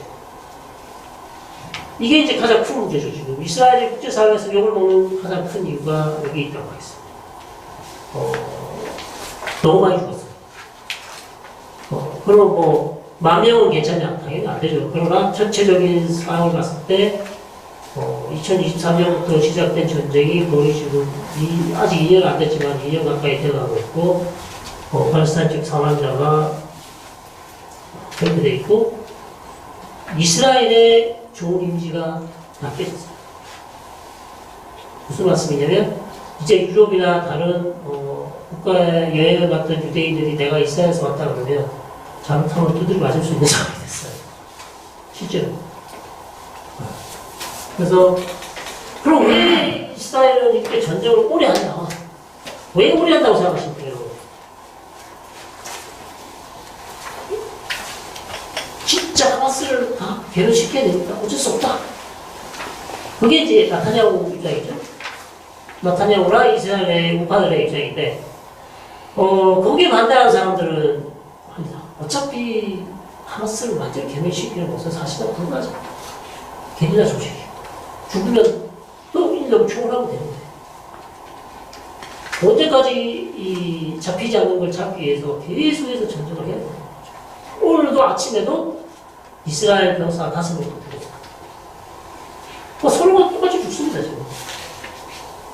그래서 저는 계속해서 다른 영상에서도 얘기하고 있지만, 나타냐후 본인의 정치적 생존을 위해서 전쟁을 가자식으로 계속 끌고 가고 있다. 왜냐하면 나타냐후 연립 정부이기 때문에 연정에 참여하고 있는 우파 정당들 한 두 개가 가자식으로 전쟁 끝내면 연정을 탈퇴하겠다고 계속 경고를 하고 있어요. 연정을 탈퇴하면 어떻게 됩니까? 연정이 무너지면 90년에 총선입니다. 총선 가면 나타냐후 총리가 다시 총리가 될지 안 될지 모르죠. 선거해봐야 됩니다. 나타냐후 총리는 총리직을 잃고 싶지 않은 거죠. 계속 유지를 하면 내년 10월까지는 계속 총리를 할 수 있어요.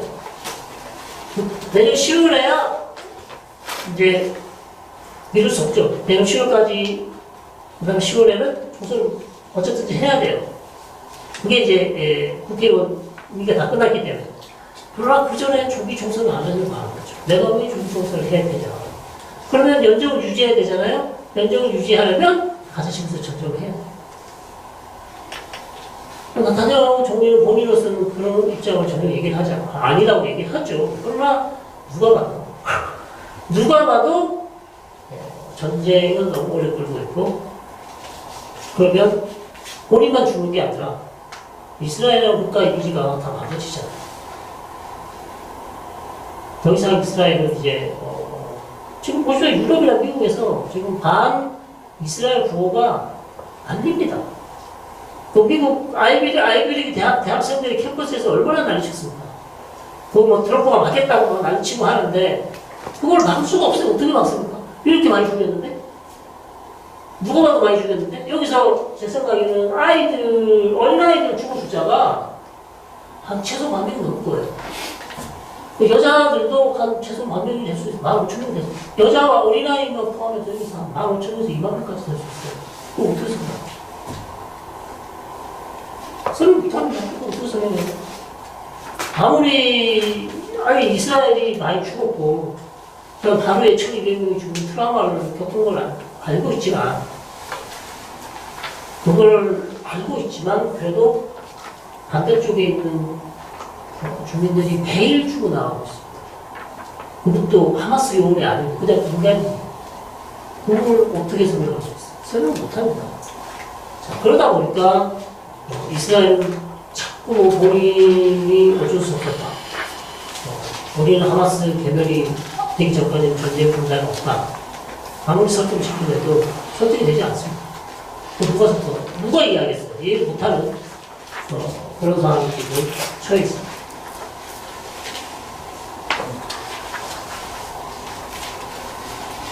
말씀드렸습니다. 이거는 2020년부터 아랍과 이스라엘하고 갈등 시작했고 특히 지금 이스라엘과 관계 정상을 한 국가들이 아랍에미레이트, 이집트는 1979년에 이스라엘과 제일 처음에 평화협정을 맺었죠.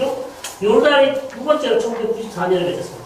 그 다음에 2020년에 UAE, 수단, 바레인, 그 다음에 모로코 이렇게가 네 개가 지금 거의 다 한 6개가 되는데요. 저렇게 아랍 국가들이 계속해서 지금 이스라엘하고 관계 정상화를 하고 있고요. 추후에 더 관계 정상화할 가능성도 있습니다. 아까 말씀드린 시리아나 레바논, 그 다음에 인도네시아, 말레이시아도 이스라엘하고 관계 정상화를 원해요. 인도네시아, 특히 인도네시아 중에서도 관계 정상화를 원하고 있습니다. 그러나 사우디가 되면은 더 크게 될 수 있습니다. 사우디는 이미 얘기했습니다. 팔레스타인 국가를 세워주지 않으면 나는 이스라엘하고 관계 정상화 못한다. 팔레스타인 문제 해결돼야 된다. 이걸 아까 설명드렸습니다. 팔레스타인 문제 해결이 돼야 된다. 사우디가 원하는 거는 이번 정상회담도 트럼프가 걸프 지역에 처음으로 국빈 방문했죠. 처음으로 해외 수방이 사우디, 카타르, UAE였습니다. 사우디가 원하는 건요, 미국이 이란에 공격했을 때 자기 안보를 보장해주는 거예요. 그 다음에 미국의 최신 무기 F-35 달라고. 그 다음에 이란이 핵무기를 개발할지 모르니까 민수용 핵개발도 해줄 수 있도록 해달라고 하고 있습니다. 그 얘기를 계속 하고 있을 거예요. 또 이런 부분들이 해결되면 사우디는 이제 완전히 미국 편에 될 수 있는 거죠. 이란을 견제하면서. 그러나 사우디는 이란을 무시할 수가 없어요. 중동에서 그 국가들이 가장 무서워하는 국가는 이란입니다. 이스라엘도 아니고요. 미국도 아니고요. 이란이에요. 이란은 인구가 9천만에다가 군인들 숫자가 몇백만에다가 재래식 무기, 탄도미사일, 아까 말씀드린 세계 최고의 탄도미사일 수준이에요. 그 다음에 드론, 이거요, 아람코, 사우디의 가장 중요한 정유 공장이죠? 사우디는 아람코 없으면 뭐죠? 그냥 거지예요. 아무것도 없습니다. 그거, 귀를 못 갈라 사우디는 아무것도 없죠. 근데 아람코를 때리면 어떻게 될까요? 끝나요. 그 이란이 마음만 먹으면 때릴 수 있어요.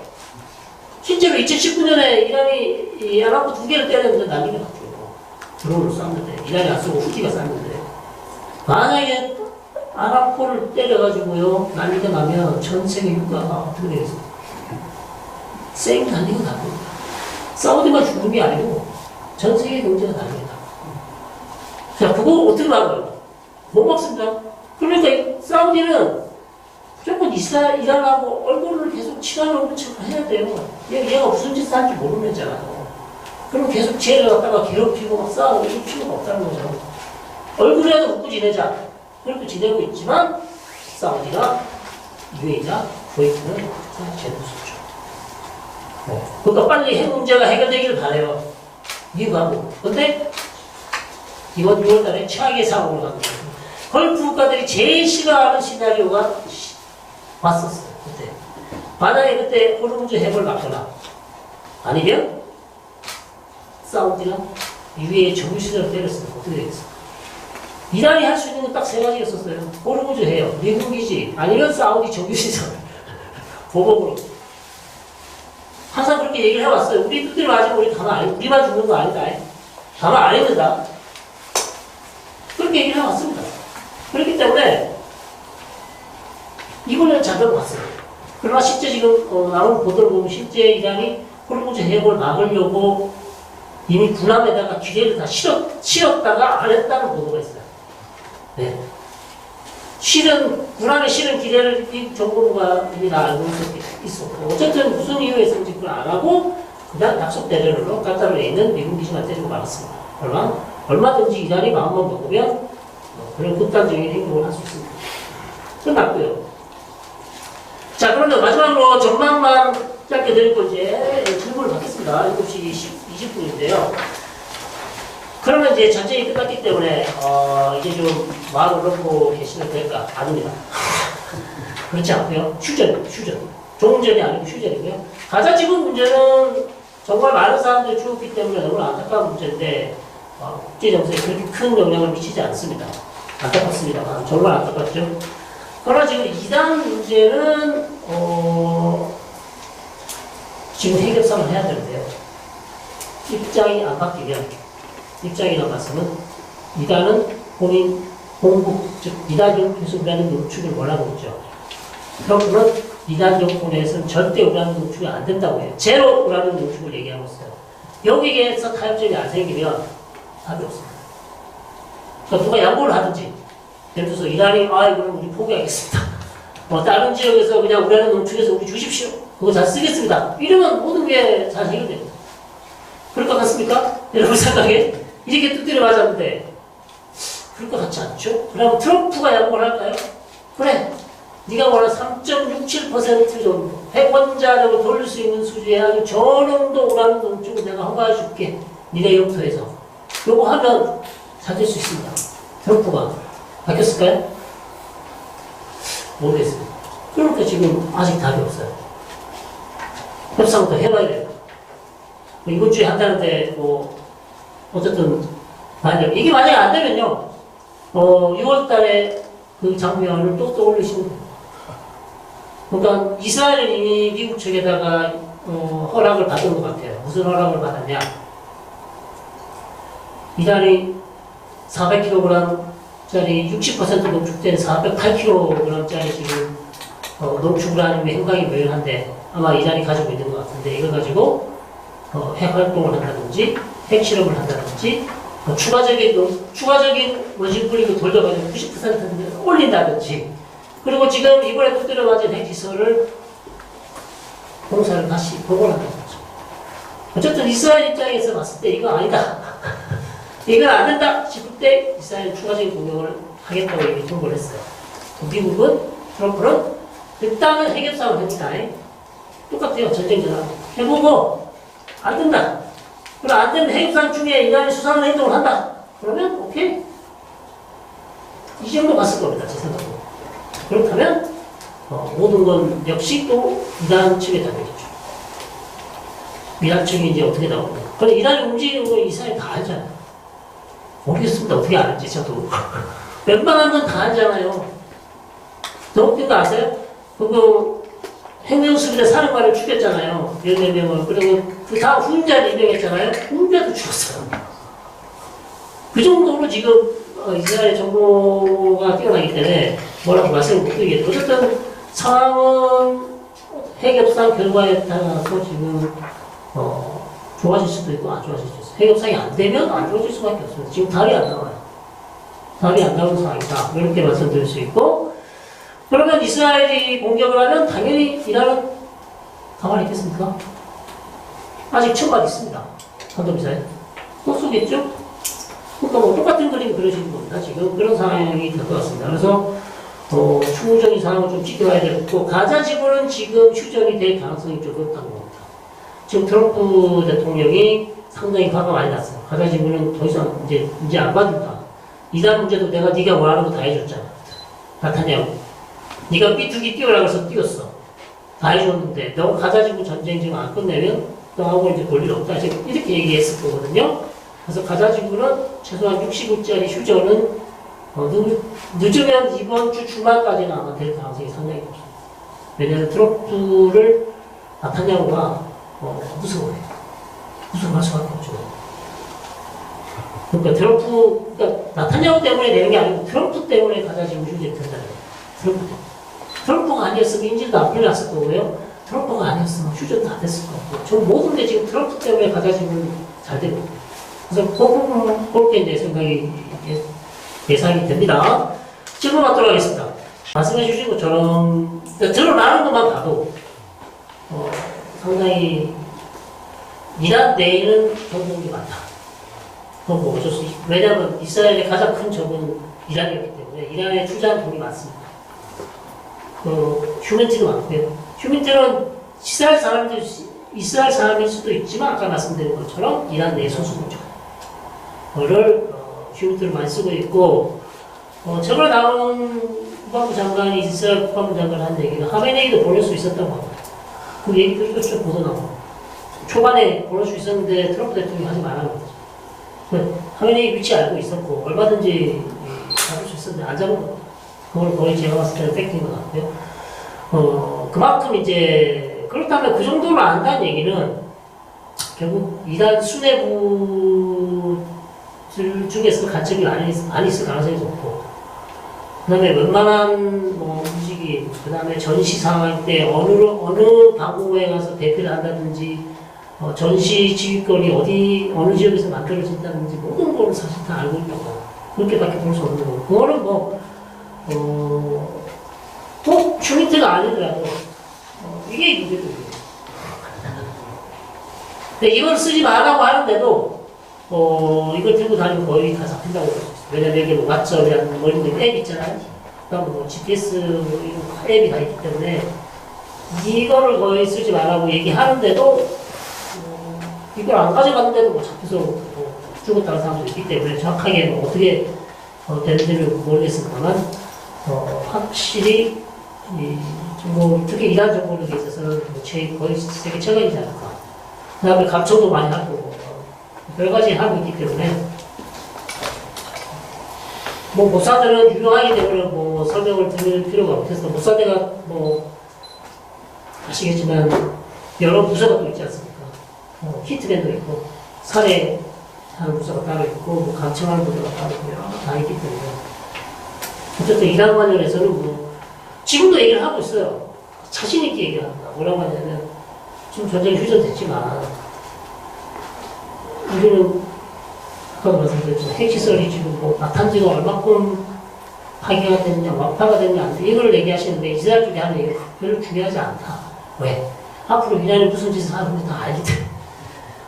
무슨 짓을 하면 우리가 어디서 뭘 하는 걸 다 알기 때문에 그게 지금 파괴되고 안 파괴가 중요하지 않다는 거예요. 그만큼 자신이 있다는 거죠. 이스라엘 입장에서는 니네가 무슨 짓을 하는 우리가 대충은 다 알기 때문에 거기에 대해서 적극적인 대응을 할 거기 때문에 그것이 완파가 됐든 반파가 됐든 이스라엘 입장에서 그걸 별로 중요하지 않다고 얘기하고 있습니다. 이란은 지금 근데 다 아시겠지만 러시아와 중국이 아무것도 도와준 게 없어요. 전쟁 중에 러시아는 도와줄 여력이 잘 안 됐고 뭐 우크라이나 전쟁에 지금 바쁜데 도와줄 여력이 없었고 중국도 지금 미국하고 여러 가지 협상을 해야 되고 뭐 미중 전략 경쟁, 안보 경쟁 해야 되는데 여기서 괜히 이란 도와줬다가 트럼프한테 두들 맞을 수 있거든요. 잘못 보일 수 있어요. 그러니까 아무것도 사실 해준 게 없어요. 러시아는 해줄 수 있는 게 있죠. 뭐 S-300이라든지 방공망을 좀 줄 수가 있는데 어떤 이유에서든지 지금 러시아는 아무것도 해준 게 없습니다. 아무것도 해준 게 없고 오히려 러시아는 이란으로부터 드론을 우크라이나 전쟁에 잘 써먹었죠. 그때 이란이 엄청나게 많은 드론을 아주 좋은 드론을 많이 줘가지고 그거를 오히려 전세를 바꾸는 정도의 엄청난 도움을 받았습니다. 근데 실제 푸틴이 말만 하고 이란을 거의 도와주지 않았어요. 푸틴 공식적인 입장은 이란 쪽에서 도와달라는 요구가 없었다는 그런 얘기를 했었습니다만 그거는 말이 안 되죠. 어떻게 말이 안 되죠. 왜냐면 이렇게 어려운 상황인데 도와줄 국가가 아무도 없는데 이란이 러시아 말고는 누구한테 도와달라고 요청했겠습니까? 분명히 도와달라고 요청했었거든요. 그리고 작년 10월에 방공망이 이미 다 부서졌거든요. S-300이 다 날아갔어요. 이스라엘 다 부셔버렸단 말이에요. 그러면 시간이 이렇게 많은데 왜 러시아가 S-300을 좀 더 주지 않았나? 줬다는 얘기가 없어요. 방공망. S-300뿐만 아니라 더 좋은 게 S-400거든요. S-400 정도면은 이스라엘 전투기가 저렇게 동네 마실 나가듯이 테헤란을 저렇게 휴재 못하는 수가 없단 말이에요. 근데 전혀 지금 그런 것들이 안 됐다라는 얘기는 이란이 생각하는 만큼 푸틴이 이란을 그렇게 진지하게 생각하지 않는 게 아닌가. 그렇게밖에 좀 볼 수 없어요. 만약에 진짜 진짜 푸틴이 힘들어서 못 도와줄 여력이 없었든지. 그렇게 보이고요. 중국은 가장 큰 문제는 이제 이란으로부터 가장, 이란이 지금 제재 때문에 원래 원유 수출 못 하는데 거의 90%, 80% 중국에다 수출했어요. 지금까지. 미국이 그냥 누가 줬거든요. 그래도 먹고 살, 그 정도는 해야 먹고 살 수 있으니까. 그렇기 때문에, 이란이 잘못되고 이러면 이제 원유를 못 받으니까, 싼 값으로 못 받으니까 중국은 좀 어려움이 있었겠죠. 그러나, 그렇다고 해서 중국이 이란을 도와줄 수 있는 상황은 아니었다. 그런 상황이었고, 그걸 중국이 후티, GPS 이런 거 도와줬다고 엄청나게 떠올려서 보도에서 두드려 맞은 적도 있기 때문에, 중국도 사실 이 문제에 적극적으로 개입하기 싫었을 것이고요. 그래서 추후에도 저는 과연 러시아와 중국이 계속해서 이란을 도와줄까? 저는 모르겠습니다. 확실치 않고요. 이란은 지금 중국과 러시아를 본다기보다는 다른 방법이 없습니다. 지금 버틸 수 있는 방법이 없고 그냥 이렇게 있는 거고 어쨌든 트럼프가 해협상으로 나오라니까 다시 가서 이제 미국의 입장 변화가 있는지 좀 살펴보고 다시 한번 협상의 여지가 있으면 협상을 할 것이고요. 협상의 여지가 없으면 이란은 별 수단이 없어요. 지금 만약에 여기서 계속 버티면 트럼프로 가면 안 되겠죠. 추가적인 추가적인 공격은 미국이 굳이 할 필요가 없습니다. 그리고 미국이 지금 하는 얘기는 B2기를 이스라엘에 빌려준대잖아요. B2기를 이스라엘에 가져가서 이스라엘 공군조종사가 B2기를 운영하는 시간만 연습해서 그냥 미국 B2기를 날리고 타고 가서 이란을 때리겠다는 거예요. 그 법안이 지금 올라가 있습니다. B2기를 버퍼버스 타고 다 준대요. 왜냐하면 미국으로서는 괜히 본인이 했다가 욕먹을 필요가 없잖아요. 그래서 이스라엘 빌려주면, 이스라엘 가서 때렸지, 우리는 안 때렸다. 우리는 이번에는 안 때렸다. 이스라엘 때렸다. 훨씬 더 가벼운 마음으로 이스라엘 지원해줄 수 있는 그런 상황이 됐어요. 그리고 이제 북한 문제는 저희가 이 부분도 계속 얘기를 하고 있는데, 핵탄두가 있기 때문에, 이란처럼 저렇게 몰아붙이기 대단히 어렵습니다. 핵탄두가 있는 게 아니고, 쏠 수 있는 미사일도 있잖아요. 자, 그런 상황이고. 그 다음에, 이란 같은 경우는 사실 주변에서 도와주는 국가가 없었지만, 북한은 중국 문제도 생각해야 되고, 러시아도 생각해야 되고, 우리도 생각해야 되고, 일본도 생각해야 되고, 세법이 너무 복잡해요. 물론 트럼프의 무대포 정신으로 막 밀어붙이면, 우리가 좀, 받기가 어려울 수도 있는데, 그래도 우리뿐만 아니라 주변국가 다들 뭐 지금 난리친 거 아닙니까? 이집트만 몰아붙이면 큰일 난다. 그렇게 하면 트럼프도 좀 생각이 있겠죠.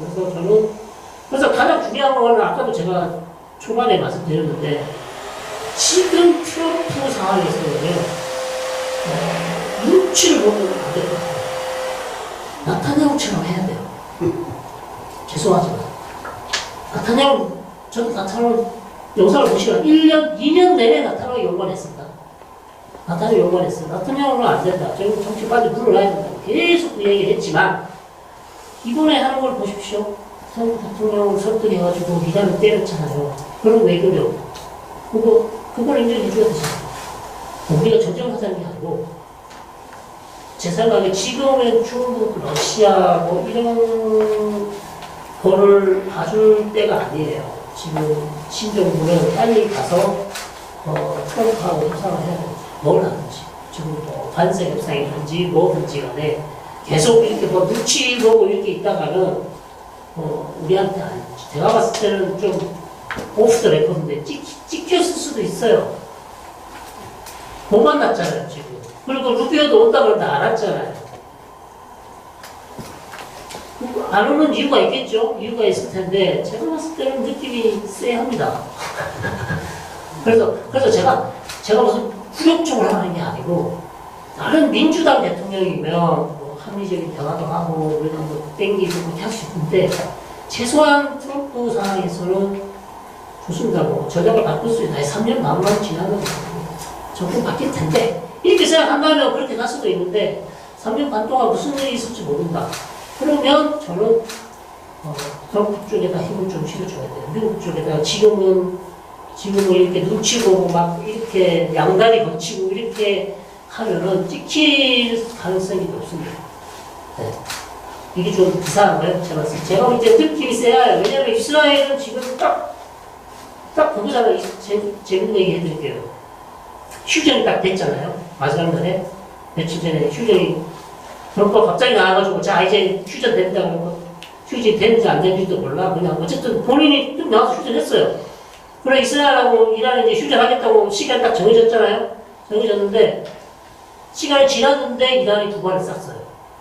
뉴스 들으셨죠? 두 발을 쐈어요. 그래서 이스라엘이 열받았어요. 이걸 휴전 위반이다. 이스라엘 전투기 몇 대 보는지 아세요? 테헤란 때리라고 52대를 보냈어요. 이거 제가 얘기하는 거 트럼프가 공개했습니다. 52대를 바로 보내서 테헤란으로. 그러니까 트럼프가 그 얘기를 듣고 바로 전화를 때립니다. 나타냐후도 전화해서 욕을 그냥 욕만 드린다고 해요. 그래서 52대가 날아갔다가 52대가 원래 가서 테헤란 지역에만 20곳을 때리려고 했어요. 거기도 이란 정부 건물을 때리려고 했어요. 이란 그러니까 장관들이 활동한 그걸 때리려고 모든 타겟을 다 저격했어요. 그냥 산속에 있는 레이더 2대 폭탄 떨어뜨리고요. 그냥 내가 나머지 폭탄을 가져주면 떨어뜨렸어요. 아무것도 못했어요. 그냥 52대가 갔다가 조용히 들어갔어요. 그 정도입니다. 열받으면요. 전화기가 내가 뭘 하겠길래 받은 정수기가 꽉고서 들어가겠습니까? 그 정도로 한번 이 사람이 해버리면 기존에 우리가 가지고 있던 미국과 있고 하웨이 이런 거 뭐 이런 거 있잖아요. 어떻게 할 줄 모르는 사람이에요. 어디를 튈 줄 모르는 사람이에요. 그러니까 이런 사람은 그냥 조용히 지나가든지. 그러니까 저는 그 얘기를 들으면서 잘못 아니구나. 걸리거든요. 모르겠습니다. 제 생각으로 개인적인 예. 과거에는 많이 있었던 걸로. 네, 미사일 개발, 사실 이란의 미사일 개발이 다 북한제라는 거 이미 잘 알려져 있고, 초기 때. 지금은 지금은 거의 삐까삐까한 수준이겠죠? 초기 때 했었고, 인적 교류도 많이 있었죠. 인적 교류도 초반에 미사일, 그 다음에 핵 개발 관련해서도, 핵 개발 관련해서도 많은 인적 교류가 있었을 것이고, 그 다음에 북한이 시리아의 핵시설도 사실 만들었다는 얘기가 2006년인가 7년에 이스라엘이 시리아의 핵시설을 때린 적이 있거든요. 거기 그 장소에 북한 핵 기술자들이 있었다는 얘기가 있어요. 그래서 그런 부분, 시리아하고도 관련이 있고, 이란하고도 당연히 지금도 관계를 유지하고 있겠죠. 그러나 저는 걱정되는 거 오히려 이란제 드론이 북한에 들어가지 않을까. 샤히드 137인가요? 어떤 뭐 러시아가 쓰고 있는 지금 우크라이나를 때리는 대부분의 드론들이 사실 이란이 만들어진 드론이거든요. 이란의 드론 공장이 모스크바에 세워졌어요. 만들어져 있어요. 지금 거기서 생산을 계속 하고 있습니다. 자, 그런 상황에서 오히려 이란의 드론이나 신무기, 그 다음에 러시아의 이제 핵과학 기술, 뭐 이런 것들이 북한으로 들어갈 가능성이 상당히 오히려 더 높지 않나. 인적 교류보다 기술적인 교류가 훨씬 더 포괄적으로 해줄 수 있고, 그래서 지금 가장 우리 한국이 지금 그 다음에 미국에 있는 보수 싱크탱크들이 걱정하는데 러시아, 중국, 이란, 북한이죠. 이 네 개 국가. 이 네 개 국가를 악의 축이 아니라 격동의 축이라고, axis of turmoil이라고 가지고 격동의 축이라는 단어를 만들어냈어요. 미국인 한 싱크탱크들 트럼프랑 친한 연구소인데요. 그래서 격동의 축이라고 해서 그 사람들하고 우리 얘기를 해봤는데 와서 하는 얘기가 이게 전쟁 끝나면 이 네 개 국가가 앞으로 계속 갈 것 같냐, 협동을 공조를 할 것 같냐, 아니면 일시적으로 그냥 지금 힘드니까 네 개 국가가 합쳐서 그냥 갈 것 같냐. 그게 그 사람들이 알고 싶어 하는 거더라고요. 근데 본인들이 이런 결론을 가지고 있더라고요. 전쟁이 끝나면 이 네 개 국가가 똑같이 가자. 근데 이번 전쟁에 보십시오. 깜빡이었어요. 중국, 러시아 아무것도 안 해줬습니다. 이란에. 그래서 이거는 사실 좀 지금까지 이란이 뭐 기대를 했다면 실망이 엄청 크죠. 그렇게까지 이란이 드론을 해서 많이 도와줬는데 사실 전쟁에 어떻게 보면 러시아가 무기를 점할 수 있게 되고 이란의 드론이 중요한 역할을 했다고 보거든요. 이란의 드론이 너무나 중요한 역할을 했습니다. 그런데 지금 이란이 지금 가장 어려울 때 사실 러시아가 해줄 수 있는 게 별로 없었다. 아무것도 없었다. 라는 건 이 네 개 국가의 어떤 지금 엮어주는 이 군사 공조, 긴밀한 공조, 군사 협력 별로 실체가 없는 거 아니야. 그런 글도 나왔어요. 지금 최근에 그런 글도 나왔어요. 사실 아니 힘들 때 도와줘야 진짜 친구잖아요. 근데 아무것도 안 해줬다.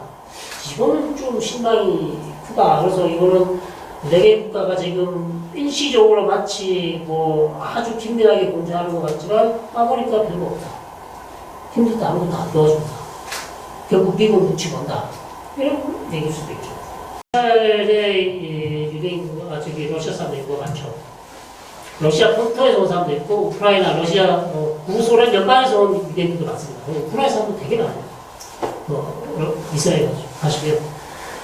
그리고 제2의 언어가 히브리어 다음에 아랍어가 아니라 러시아라고 할 정도로 러시아 사람들이 많습니다. 그리고 언론도 있고요. 방송도 있고요. 되게 활발하게 활동을 하고 있고,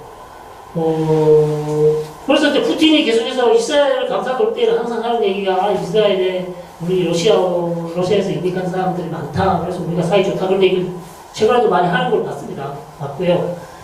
실제로 그거는, 러시아와 이스라엘 관계에 굳건한 줄이 될 수 있죠. 그러나 그게 전부는 아니고요. 가장 중요한 건, 이스라엘 우크라이나 전쟁 때 우크라이나 무기를 하나도 안 줬어요. 미국이 엄청나게 압박을 했거든요. 공격용 무기를 하나도 안 줬습니다. 하다못해 미사일 요격망 있죠? 그 유명한 아이언돔 있죠? 그것도 안 줬어요. 그게 러시아가 이스라엘을 좋아할 수밖에 없는 이유예요. 그게 그 이유입니다. 다른 더 중요한 이유가 없어요. 특히 전쟁 이후에는. 전쟁 전에는 트럼프하고 푸틴하고 나타나고 개인적으로 되게 친해요. 둘 사이가 되게 케미가 좋습니다. 친분이 엄청 강했습니다. 그 전쟁 이후에는 이스라엘이 그러면 왜 전쟁 무기를 안 줬냐? 이스라엘은 레바논과 시리아에서 전투기가 틀려면요. 그 당시에 시리아에 있는 방공망이 러시아제 방공망이에요. S-300, 400. 그걸 운영하는 애들이 러시아 애들이었어요. 걔네들이 그거 키면요. 전투기가 떨어지잖아요. 그러니까 암묵적인 합의가 있는 거죠. 내가 우크라이나 전쟁 중요한 무기 안 줄 테니까 레이더 끄고 있으시라. 그게 이스라엘하고 러시아라고. 그렇기 때문에 러시아하고 이스라엘은 인구도 많기 때문에 중요하지만 전략적으로 이스라엘이 미국의 엄청난 압박에도 불구하고 요리조리 잡혀서 거의 무기를 안 줬어요. 우크라이나가 엄청 섭섭해합니다. 우크라이나 대통령이 또 유대인이잖아요. 제렌스키가 유대인입니다. 우크라이나 유대인도 엄청 많잖아요. 그런데 하나도 안 도와줬어요. 그만큼 냉철한 판단을 했다는 얘기죠. 그게 오히려 작용을 했고, 이란 관계는 큰 영향은 없을 겁니다. 왜냐하면 이스라엘에 들어온 러시아 사람들은 거의 뭐 유대인들이기 때문에 이란 치료에 좋아할 수가 없습니다. 네, 그래서 그다음 이 사람들은 언어가 당연히 이제 모국어가 러시아어예요. 그다음에 히브리어를 다 잘하죠. 제가 기숙사에 있을 때도 제 주위에 전부 다 우크라이나인이에요. 네, 제 방에 같이 살던 애들도 우크라이나예요. 그만큼 우크라이나 구소련 연방에서 온 유대인 친구들이 많이 있습니다. 실제로. 이스라엘 죽인 민간인 숫자는 너무 많아요. 그 전에도 올라갈 수 있겠지만, 일단, 하마스가 가자지고 있을 때부터 쳐도요, 전쟁이 한 큰 전쟁만 5번 있었거든요. 그러면, 가장 크게 죽은 숫자가 2014년으로 치면 한 1,500명 죽었어요. 네. 그 다음에, 그 전에 거 치면 못해도 한 500명, 700명, 한 번 전쟁한 거 정도 죽으니까. 그 정도 죽었죠. 그러면 총 한 4, 5천 명은 죽었겠죠? 그러니까 이스라엘이 아무리 본인들이 피해자라고 얘기를 해도 얘기해 주신 것처럼 피해자가 될 수가 없어요. 역사를 보시면 그런 상황이고, 그렇다 그래서 또 그걸 복수하기 위해서 이스라엘 민간인 죽인다. 그럼 그것도 잘못됐겠죠. 그러나 팔레스타인 입장에서는 충분히 얘기할 수 있고, 야, 니네가 죽인 숫자는 우리보다 10배나 돼. 우리가 잔인하게 죽인 건 맞아. 그것도 이제 할 거예요. 그러나, 야, 니네가 폭탄으로 우리 민간인 죽인 거를 안 잔인하냐? 이렇게 얘기한단 말이에요. 우리가 총으로 쏜 거는 잔인하고, 니네가 아주 깔끔하게 폭탄으로 쏴 죽인 거를 그거는 깔끔한 거냐? 말이 안 되죠. 은행에서 총으로 잡고 있는 거 그거는 좀 문제가 있어요. 그거는 애들이 그냥 가만히 있는 애들이 잡은 건 아니에요. 물론 애들이 이제 군인들한테 돌을 던졌거나 그러면 애들을 잡아가는데 그거를 이제 구류를 시키는 거죠. 그것도 저는 좀 잘못되긴 했는데 이스라엘 입장에서는 짱돌을 던지면 맞으면 다칠 수가 있잖아요. 다칠 수가 있습니다. 그건 우리 입장에 봤을 때는 아닌 것 같죠. 근데 성인들 장기간 수용하고 있는 거 아니에요? 장기간 수용할 수도 있어요. 네, 장기간 수용할 수도 있어요. 몇 개월 수용할 수도 있어요. 그거는 충분히 맞는 말씀이고, 그런 부분들이, 그리고 이스라엘 감옥에 좀 갇혀있는, 인티파다에 잡혀있는 인티파다 그런 거 하다가 잡혀서 많이 있겠죠. 수도 없이 많죠. 그러니까 이스라엘이 팔레스타인에게 한 행동은 용서 할 수가 없습니다. 제가 여러 차례 얘기합니다. 정확하게 얘기해 주신 것처럼. 그래서 아무리 이스라엘이 해도 안 들어요. 누가 들어요? 왜? 이스라엘은 절대적으로 강자잖아요. 모든 면에서 강자이기 때문에 이 문제를 해결하려면 이스라엘이 양보를 하지 않으면 안 됩니다. 우리가 남북 문제를 얘기할 때도 그렇게 얘기하잖아요. 똑같이 보면 안 되잖아요. 남한이 좀 더 세기 때문에 조금 더 양보를 해야 되는 건 똑같습니다. 이스라엘이 절대적으로 강자이기 때문에 이 부분에서 아무리 본인이 피해자 코스프레를 해도 세계가 다 알고 있어요. 안 됩니다. 그러니까 제가 말씀드린 게 협상으로는 안 된, 무력으로는 안 된 협상을 해야 된다고 얘기는 하지만 안 되는 거죠. 그래서 저는 모든 지금 이스라엘 문제, 이스라엘 팔레스타인 문제 전문가들 답이 없어요. 해결책이 없습니다. 이제는 해결책이 없습니다. 할 수 있는 게 별로 없는 그런 상황까지 지금 왔고, 미국이 아무리 지금 협상을 해도 되지도 않는 상황이고, 그래서 이스라엘 팔레스타인 문제는 저는 그 부분에서 충분히 동의하고요. 이스라엘이 너무나 많은 죄를 저질러 왔기 때문에 본인이 그 죄를 조금이라도 용서를 받으려면 빨리 팔레스타인 국가를 세워주고 국가에 도와서 가야 된다. 그러나 가능성은 없다는 겁니다. 죄송하지만 그럴 가능성이 없다는 거예요. 그리고 그 팩트 차원, 그거는 통일 TV가 잘못하신 거예요. 제 입장에서. 그게 트위터 X에 돌고 있어요. 정확한 숫자가. 이스라엘 장군 6명 죽었다. 모사드 몇 명 죽었다. 그 다음에 이스라엘 군인 사망자가 400명. 그 다음에 해군 사망자 400명. 제가 가지고 있습니다. 그거를 이제 보시고, X 트위터에서 보시고 얘기하시는 분들이 많아요. 실제로 이스라엘이 언론 통제를 하고 있어요. 그리고 제가 그래서 아까 통계를 낼 때도 제가 말씀드렸잖아요. 60발, 40발 떨어져서 그보다 더 떨어졌을 것이다. 제가 얘기했던 것도 그런 측면이고. 그러나 이스라엘이 어떤 나라입니까? 병력이 400명이 죽었는데 그거는 감출 수 있다고요. 그럼 장군 6명 죽었는데 그걸 어찌까지 감춘다는 얘기예요. 근데 부대가 두드려 맞은 걸 안 가르쳐줘요. 왜? 그거는 군사 기밀이기 때문에. 그거는 이란도 마찬가지잖아요. 부대가 두드려 맞았는데 그걸 가르쳐줄 이유가 하나도 없습니다. 그러나 군인 사망자나 민간인 사망자가 나는 거에 대해서는 어떻게 할 수 없어요. 지금도 오늘도 죽은 숫자 바로 공개합니다. 5명 죽었어요. 오늘 아침에 가자지구에서. 그것도 감출하면 가질 수 있죠. 전혀 그거는 문제가 안 되고 그거를 계속해서 이제 그 트위터를 보시고 이스라엘이 지금 뭐 거의 경제가 폭망했다. 이스라엘 이제 망한다. 그리고 이스라엘이 먼저 휴전을 제안했기 때문에 일주일만 더 해서 이스라엘이 아작이 났을 것이다. 이런 얘기를 계속 하는데 말이 안 됩니다.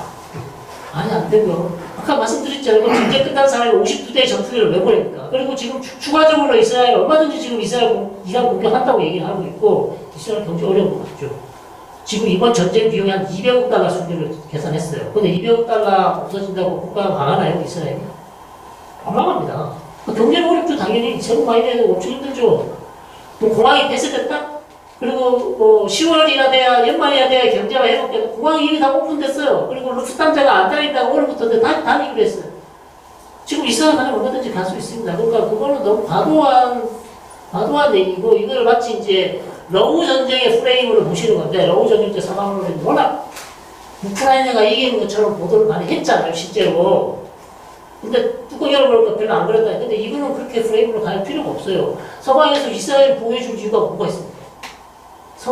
유럽 사람들 이스라엘 얼마나 싫어하는데 전혀 그럴 이유가 없는 거고 제가 아는 이스라엘 그렇게 사람 많이 죽으면요 감출 수가 없어요. 그리고 하루 이틀은 감출 수 있죠. 그다음에 언론사들이 많기 때문에 그것을 공개를 할 수밖에 없고 그런 상황이라서 아니 장군 6명이 죽었는데 어떻게 아무 보도가 안 돼요? 사실 말이 안 되고요. 아까 말씀드린 피해가 있긴 합니다. 그리고 피해가 맞은 데는 건물 통째가 날아갔어요. 엄청난 피해가 커요. 그리고 그 부분에 대해서 뭐 보도를 못하게 하는 그것도 똑같아요. 어느 나라도 똑같아요. 그 피해 사진을 전쟁 중에 언론에 띄우지 못하게 합니다. 왜냐하면 극도의 공포감을 주기 때문에 전쟁 끝나고 나서 보여줄 수 있으나 근데 이스라엘 언론에서 그걸 비판하는 사람도 있어요. 왜 국민들이 피해 상황을 정확하게 알지 못하도록 그걸 통제를 하냐. 그걸 보여야 국민들도 빨리 제대로 피하고 그렇게 할 텐데 그렇게 비판도 있습니다만 그 숫자는 아무리 생각을 해도 너무나 과장됐어요. 그래서 그 통일TV에 가시면 얘기 좀 해주세요. 통일TV에 거기냐고 떨어뜨린다고. 이란이 승리했다고 이렇게. 그러니까 그걸 욕먹는다니까요. 우리 중동 전문가들이 통일TV 보면 정말 웃어요. 그냥 이거는 뭐 어떡하자는 거 우리도 통일을 원하는데. 통일 주시에서 좀 특파도 보내. 그렇게 하시면 진짜 아니 방송사람이 신뢰를 떨어뜨리는 거예요. 어떻게 이란이 이겨요? 이란이 이겼다고 보십니까? 아니 뭐 이기고 졌다고 중요하진 않지만 이기고 짓게 지금 중요한 게 아닌데 저는 그 부분에 있어서는 좀 우리가 팩트 체크를 또 유튜브로 한 분이 또 그걸 계속 얘기를 하고 있어요. 그래서 지금 유튜브 상에서도 그게 난리라서 저도 그걸 잡으려고 제 영상에도 하나 찍었어요. 어제 올렸어요. 그랬더니 또 그걸 믿는 애들이 와가지고 지금 댓글에다가 난리를 났어요. 너는 새끼야 너 이스라엘 장학생이잖아. 이스라엘 실드 치지 마라. 어쩌겠어. 사람들 어차피 보고 싶은 거면 보고 믿고 싶은 거면 이스라엘이 워낙 미우니까. 네. 그러니까 더 이상은 제가 거기에 이제 뭐 설명할 필요가 없죠. 그러니까 이거는 중심을 잡아서 딱 객관적인 상식선에서 보시면 할 수 있어요. 네, 할 수 있어요. 표가 있습니다. 핵시설 부분은 아까 말씀하셨나요? 이란은 뭐 거의 뭐 아니, 거의 필요가 없다고. 아니요. 그것도 잘못된 정보예요. 이란 쪽에서도 피해가 심대하다고 그랬어요. 왜? 예. IAEA도 심대하다고 그랬고요. 이란 외무장관도 피해 있다. 그 다음에 대통령 지금 최근에 팍스 뉴스가 인터뷰 했잖아요. 이스라엘이 나 죽이려고 시도했다 그랬고. 국민의힘은 피해 없다고 했잖아요. 누가요? 화면이 할아버지 연세가 다르시잖아. 그 할아버지는 그렇게 얘기를 해야 되는 위치에 있어요. 의무장관. 그 할아버지는 그렇게 얘기해서 자꾸 이제 그 얘기를 하는 거고, 피해가, 아니, 홈플러스가 12개가 떨어져도 어떻게 피해가 없습니까? 맞지 안 되죠. 완파는 안 됐어요. 트럼프도 과장을 하고 있죠. 완파는 안 됐는데, 피해가 큰 건 맞아요. 완파는 되지 않았다. 그리고 농축을 하는 건 확실하게 이란이 가지고 있다. 저는 그렇게 봅니다. 그것도 미국이 거짓말 하는 거 모르겠는데.